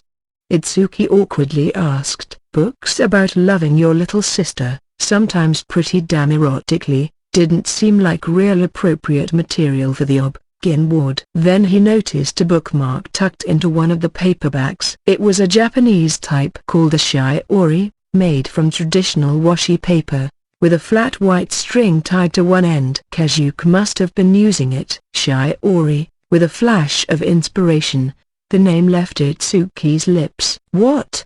Natsume said. Itsuki looked back at her, Kazuki, Chihiro, and his brand new sister. How about shiori, as in a bookmark? Shiori, a bookmark. Something that'll wait for you if you're a little tired out from exploring your story, letting you take a break and pick things up later. Could she be that kind of presence for this family? It'd be great if she could. That was how he felt, at least. Shiori. I like it. I think it's a really good name. Chihiro was the first to agree with him. I think so, too, Natsume said. It's got a gentle, cute kind of sound to it. Shiori. Shiori, huh? Well, why not? Kazuki nodded his satisfaction. Itsuki exhaled, glad that it was a unanimous vote, as Natsume gently whispered into the ear of Shiori Hashima in her arms. Shiori, your name is Shiori Hashima. Isn't that a nice name? Your big brother thought it up for you. Shiori. Hee. Shiori. It's cute. Chihiro gently stroked Shiori's cheek with a fingertip, saying her name over and over again. Hey, Shiori, huh? And Kazuki, gazing at his wife and daughter, smiled softly, ruminating on the name of his newest family member. Itsuki noticed that his eyes were tearing up, and then he felt his own start to burn. Kazuki Hashima, Natsume Hashima, Chihiro Hashima, Shiori Hashima. The scene of this happy, contented family burned itself into Itsuki's eyes, penetrating deep into his heart. He could feel his emotions take over. I want to create a family like this with someone someday. And there was only one someone in the world he could think of. Synthese, rebirth. I'll go get something to drink, Itsuki told his family as he left the room and pulled out his phone. Unlike a fair number of hospitals in Japan, there were no restrictions on texting or accessing the internet from your phone, although you had to turn off your ringer. Loading the line app, Itsuki typed out a message to Mako. It was a short one, but it took a while to input with his slightly shaky fingers, and it took even more courage to press the send button. So what happened after the actor date you told me about yesterday? About 3 minutes later, although it seemed like more than an hour to him, Mako replied. She told me he wanted her to be his girlfriend, but she said number. Like, having Yuma Takashina say that to you. It hardly seems real at all. If I was editing a book with that scene in it, I'd reject it immediately.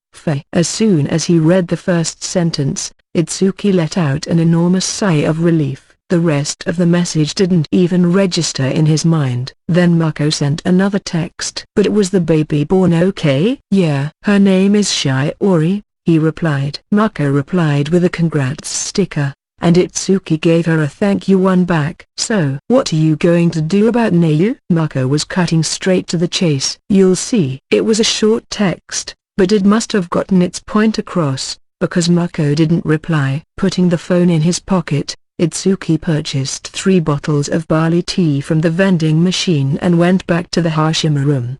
He handed them around, explaining that he'd be leaving soon. Chihiro and Natsume gave him surprised looks. You're leaving already, Itsuki? Yeah. I got something I need to do in a hurry now. Oh?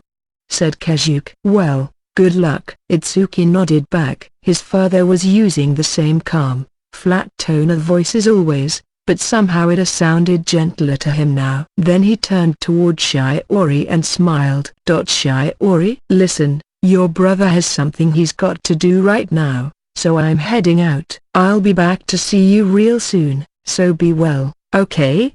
He touched Shiori's hand with his fingertips. She softly squeezed back, still asleep, as if to cheer him on. It made him feel like he was tapped into infinite power. He smiled fiercely, determined and bold. Well, I'll see you. And so he began walking, to get this story moving again.